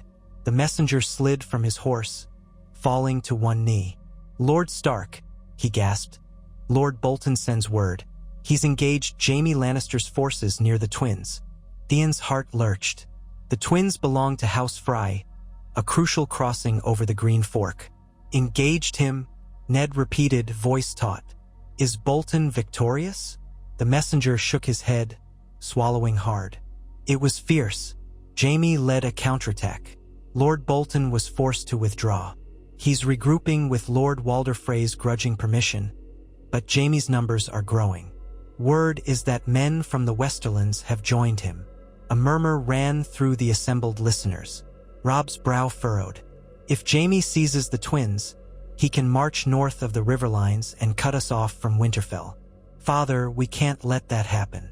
Ned's eyes flicked to the map in his mind. The North's army sat near the Red Fork, Tywin holed up in Harrenhal, and now Jaime threatened the twins. If Jaime gained the crossing, he might strike north, forcing Ned to divide his forces. We'll move, Ned said decisively, turning to Robb. Gather the men. We march at first light to support Lord Bolton. Let no one linger behind. Theon felt a surge of urgency. The war was shifting again, an endless game of maneuver. Jaime had proven cunning enough to escape the earlier trap near Riverrun. Now he threatened a blow that could sever the North supply lines. The freed wolf and his host would have to move swiftly to prevent that calamity. All that night, the camp roiled with preparations. Men collapsed tents, loaded wagons, sharpened weapons. Theon helped coordinate archers, ensuring they had enough arrows to make a forced march. He overheard men muttering about the Freys, who were notoriously slippery in their loyalties. Theon wondered if Walder Frey would allow Jaime unimpeded passage if it suited him. Likely, the old man would try to wring some advantage from any side. By dawn, the Northern army was on the march again, forging a swift pace despite the exhaustion from previous battles. Ned rode at the head, a grim figure with jaw set and eyes forward. Robb flanked him, the Stark banner snapping in the wind. Catelyn followed some distance behind with a guard of her own. A hush fell over the column as they pressed onward, the weight of impending battle heavy in every breath. Days rolled by in a blur of muddy roads and quick encampments. Scouts returned with reports. Jaime had indeed moved near the twins, skirmishing with Bolton's men but so far not capturing the crossing. House Frey was playing both sides, it seemed, letting small Lannister detachments pass but not committing entirely. Theon seethed inwardly at the thought of that old weasel Walder Frey. He recalled rumors from Winterfell of how untrustworthy the Freys could be, always waiting to see which way the wind blew. At last, the North's host approached the region known as the Neck of Rivers, where the Green Fork met the twins. The land flattened out, farmland giving way to the broad approach to the twin castles that straddled the river. From a distance, Theon could see the towers rising, connected by a great stone bridge. Tents and pavilions speckled the plains on both sides. Banners flickered in the breeze, some with the twin towers of House Frey, others with the flayed man of Bolton, and beyond them, the Golden Lion of Lannister. Jaime was near. They made camp on a series of low hills, setting up defensive lines.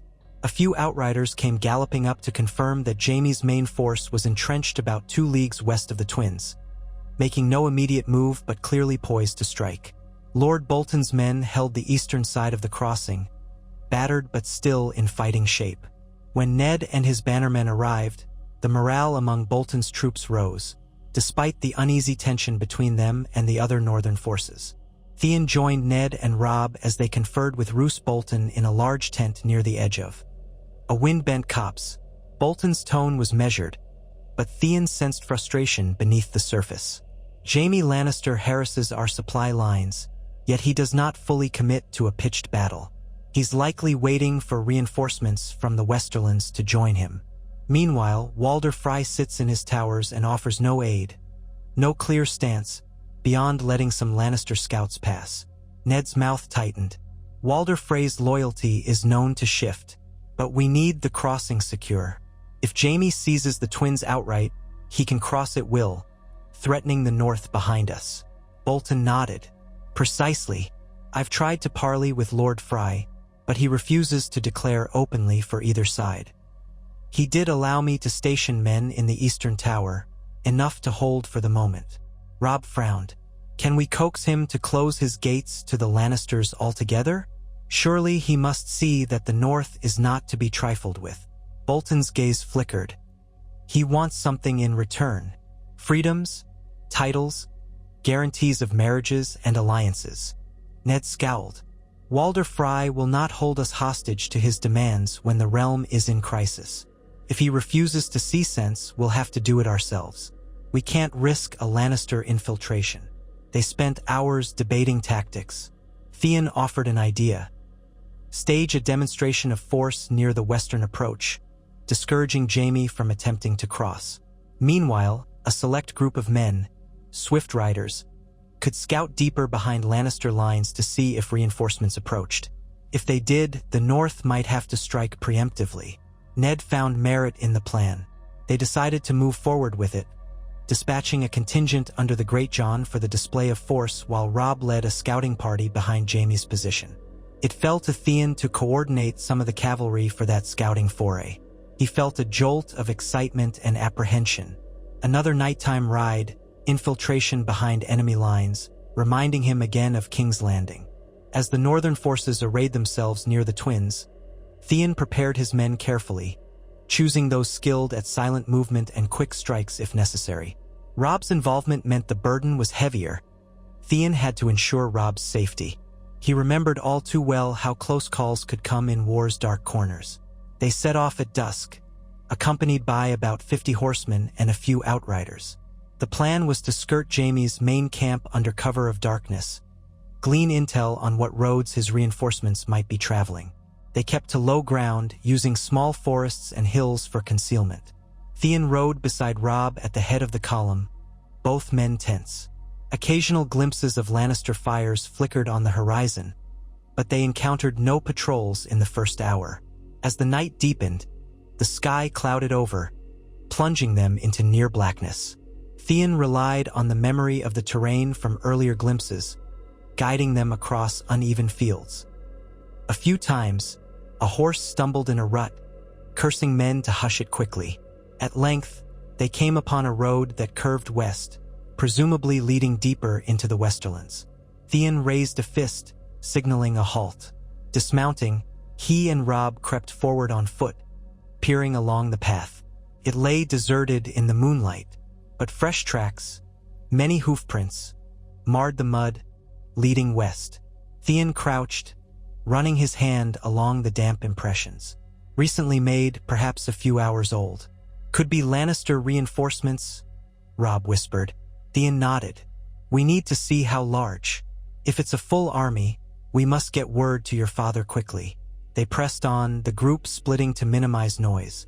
Theon led one half, Robb the other. They planned to reconvene after an hour's silent search. Theon's heart thudded. He clutched his bow, an arrow nocked but not drawn. Every shadow seemed to flicker with potential danger. At one point, Gan, still among Theon's most trusted scouts, signaled that he heard distant hoofbeats. They slid behind a cluster of rocks, barely breathing. A column of riders emerged from the gloom, torches fluttering. Their leader wore the lion crest on his cloak. Theon counted maybe 30, but behind them came wagons and foot soldiers trudging along. That was only what they could see. There could be hundreds more behind.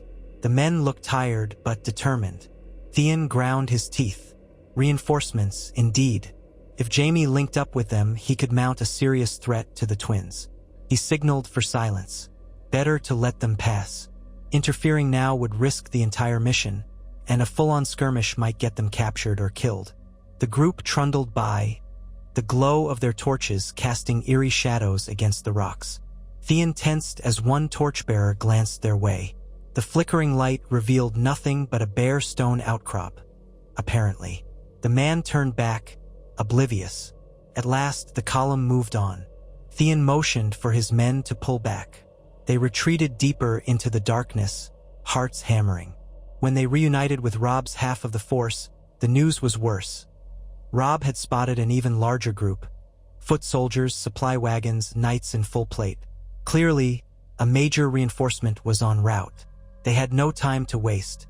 They returned to the main camp near the twins, riding as swiftly as they dared in the darkness. Dawn broke as they arrived, the gold-pink light revealing Ned awaiting them. Worry etched into his face. Theon and Robb relayed their findings. "Jaime's about to receive a significant force," Robb concluded, voice hoarse with fatigue. "Could be thousands if they keep coming all day."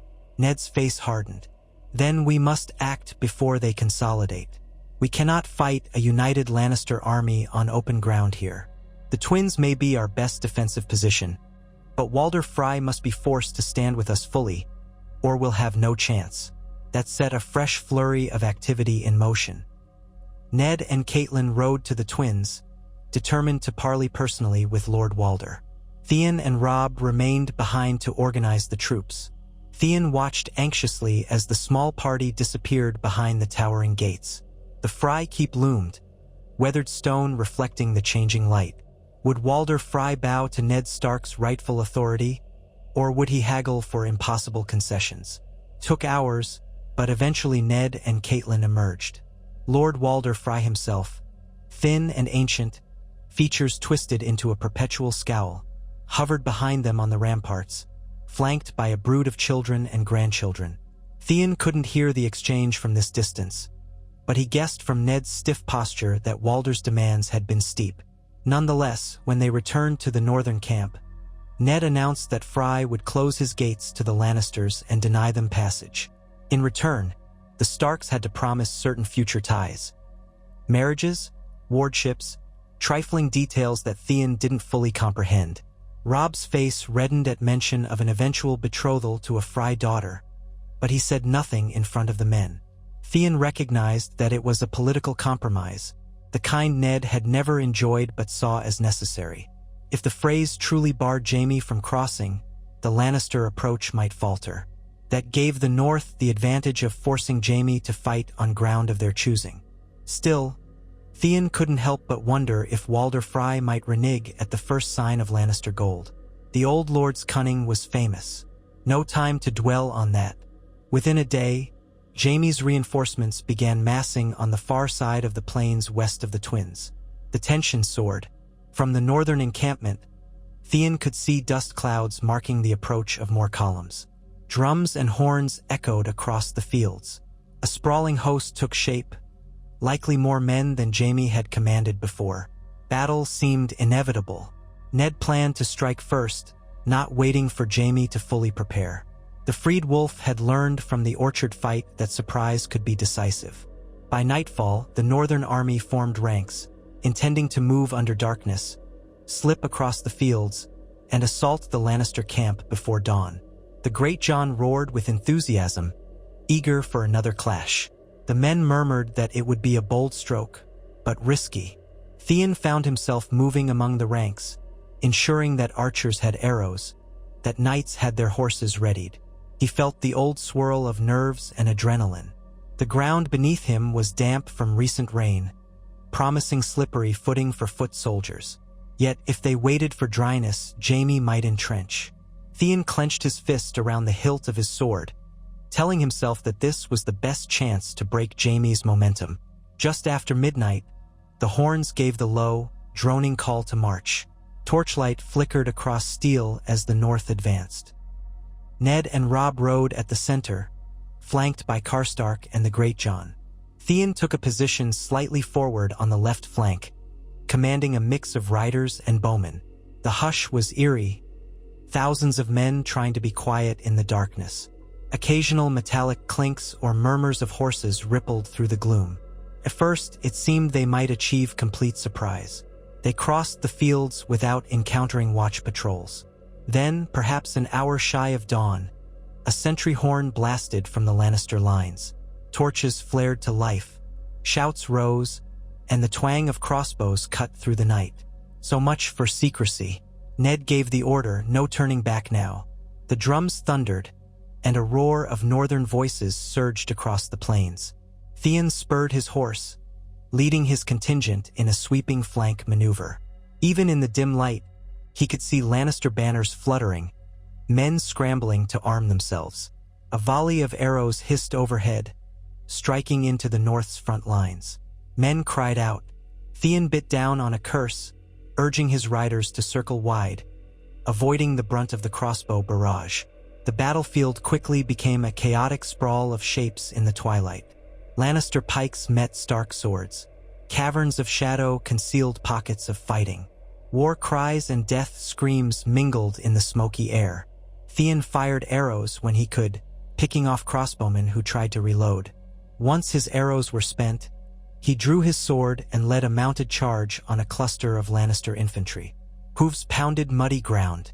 Theon felt the jolt of impact as his men crashed into the unready spearmen, swords slicing. In the frenzy, he slashed right and left, adrenaline blocking out the horror of each blow. Shadows flickered with each torch that burned or fell. Now and again, Theon glimpsed the Stark banner, or the Greyjoy's massive shape, or the shining gold of Lannister armor. He fought with a single-minded focus: break them, disrupt their formation before dawn gave Jaime's men full clarity. His horse skittered on the wet field, nearly losing its footing. Theon leaned forward, urging calm. He cast about, searching for Robb or Ned. Hard to see. The swirl of men was a storm. Somewhere to the center, horns blared. Theon heard the Greyjoy's booming laugh, then a shout of "They yield!" But was it true? He couldn't be certain. In the half-light, friend and foe mixed. He spotted a cluster of Lannister knights rallying behind a tall banner, driving into a group of Stark foot. Theon spurred forward, rallying his own men to intercept. Their clash sent steel sparks flying. Theon's sword slid across a knight's shield, then bit into chainmail. Another knight hammered Theon's horse in the flank, forcing Theon to leap from the saddle as the poor beast collapsed. He tumbled, rolling in the mud, sword still clutched in numb fingers. A knight loomed over him, visor dark. Theon scrambled upright, ignoring the bruises in his ribs. The knight lunged. Theon blocked, felt the jarring impact rattle his shoulder. He twisted, ramming his shoulder into the knight's chest, and managed to slip behind him. A quick slash to the gap in the armor near the back of the knee, and the knight stumbled with a guttural cry. Theon pressed the advantage, driving his blade between visor and gorget in a desperate thrust. The knight fell, gurgling.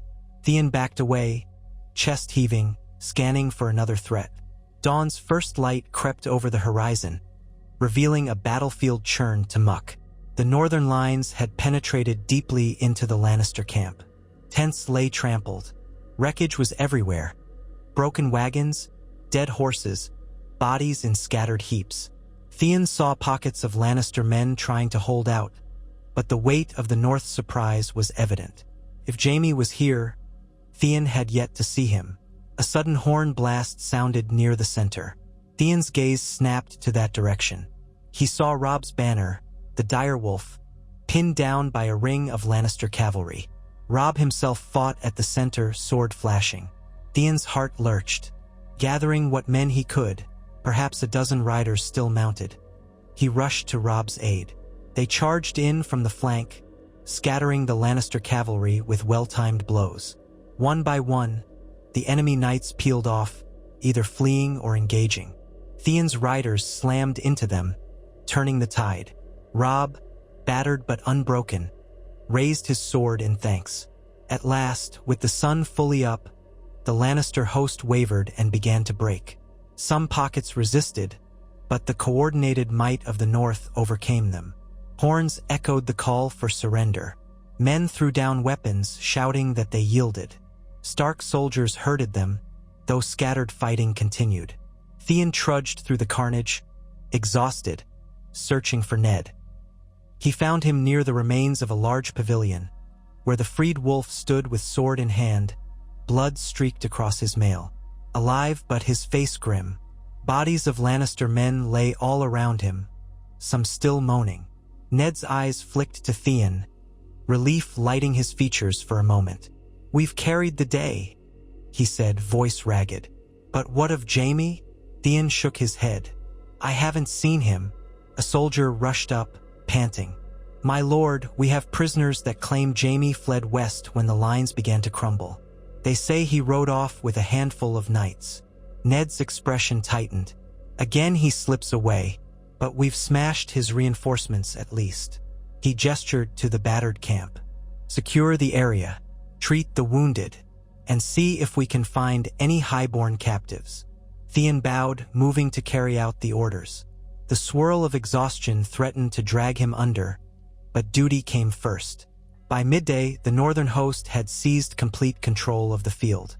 Prisoners were corralled, including a few lesser Lannister lords. Theon watched as men scoured tents for supplies, discovering that many of the wagons held rations for a longer campaign.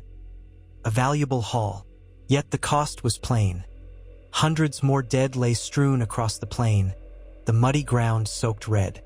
Robb found Theon and embraced him fiercely, ignoring the bloodstains and grime.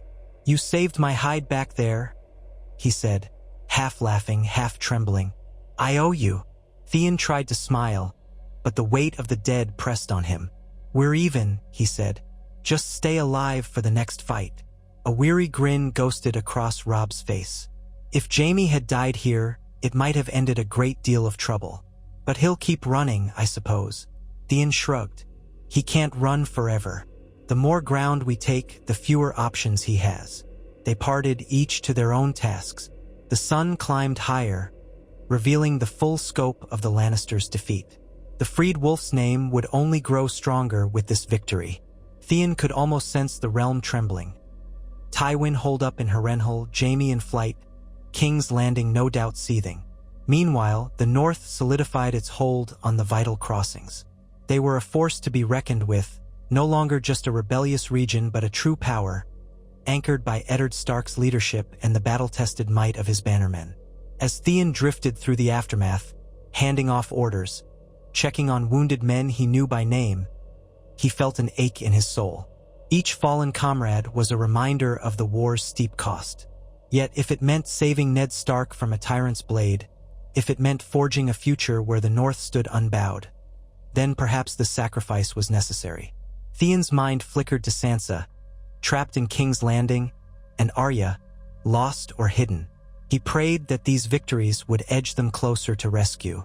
He pictured Joffrey's smug face crumbling when he learned of another Lannister defeat. By evening, the last pockets of resistance had been quelled. Theon found a moment's reprieve by a makeshift water barrel, splashing his face to rinse off the grime.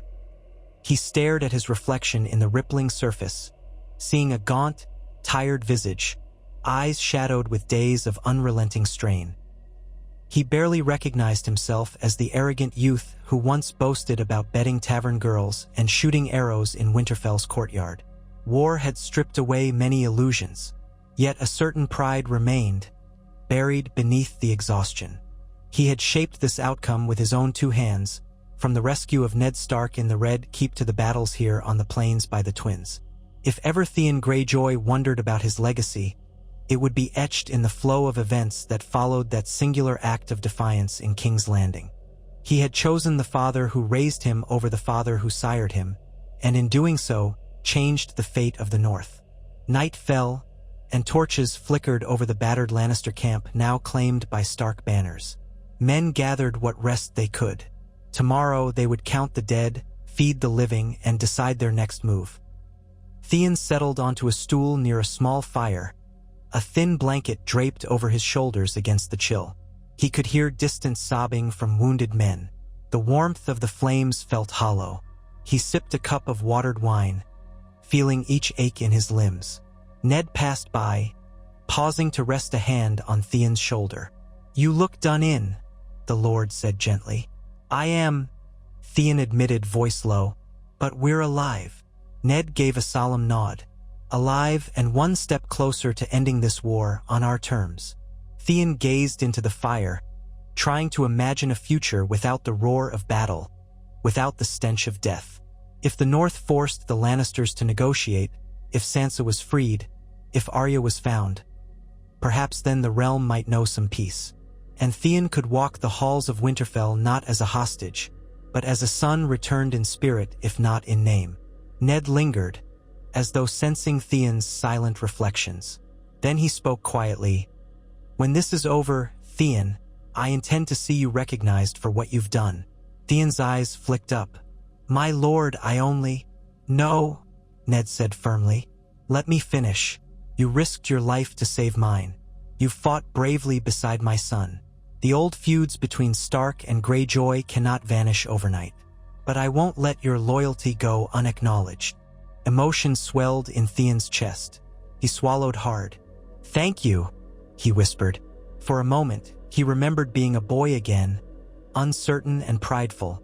wanting only a nod of approval from Ned Stark. And here it was laid bare. Whatever the future held, whether the war raged on or ended, Theon would stand by this man, the father he'd chosen. Ned moved on, checking on other men. Theon stared into the flames, letting the crackle lull him. Tomorrow would bring fresh challenges. Jaime might regroup. Tywin might emerge from Harrenhal. The throne in King's Landing might lash out again, holding Sansa hostage as a final bargaining chip. But for this one night, Theon allowed himself a rare respite of satisfaction, tempered though it was by sorrow. He had fought for the Starks, and he would keep fighting until the last sword clattered to the ground or until Ned Stark told him it was over. And so the Freed Wolf's campaign ground forward, propelled by each hard-won victory, shaped by the unlikely devotion of a Greyjoy to the Starks of Winterfell. In the silence of that camp, beneath a sky strewn with cold stars, Theon closed his eyes and tried to conjure an image of home. Not Pike's forbidding towers, but Winterfell's ancient walls and the Godswood where the Heart Tree stood in quiet vigil. If the old gods truly watched, he prayed they saw him now, standing firm in a war that stretched across half a kingdom. Let them see his resolve. Let them see that Theon Greyjoy had done more than betray his father. He had chosen a truer father, and with that choice, he had changed the North forever.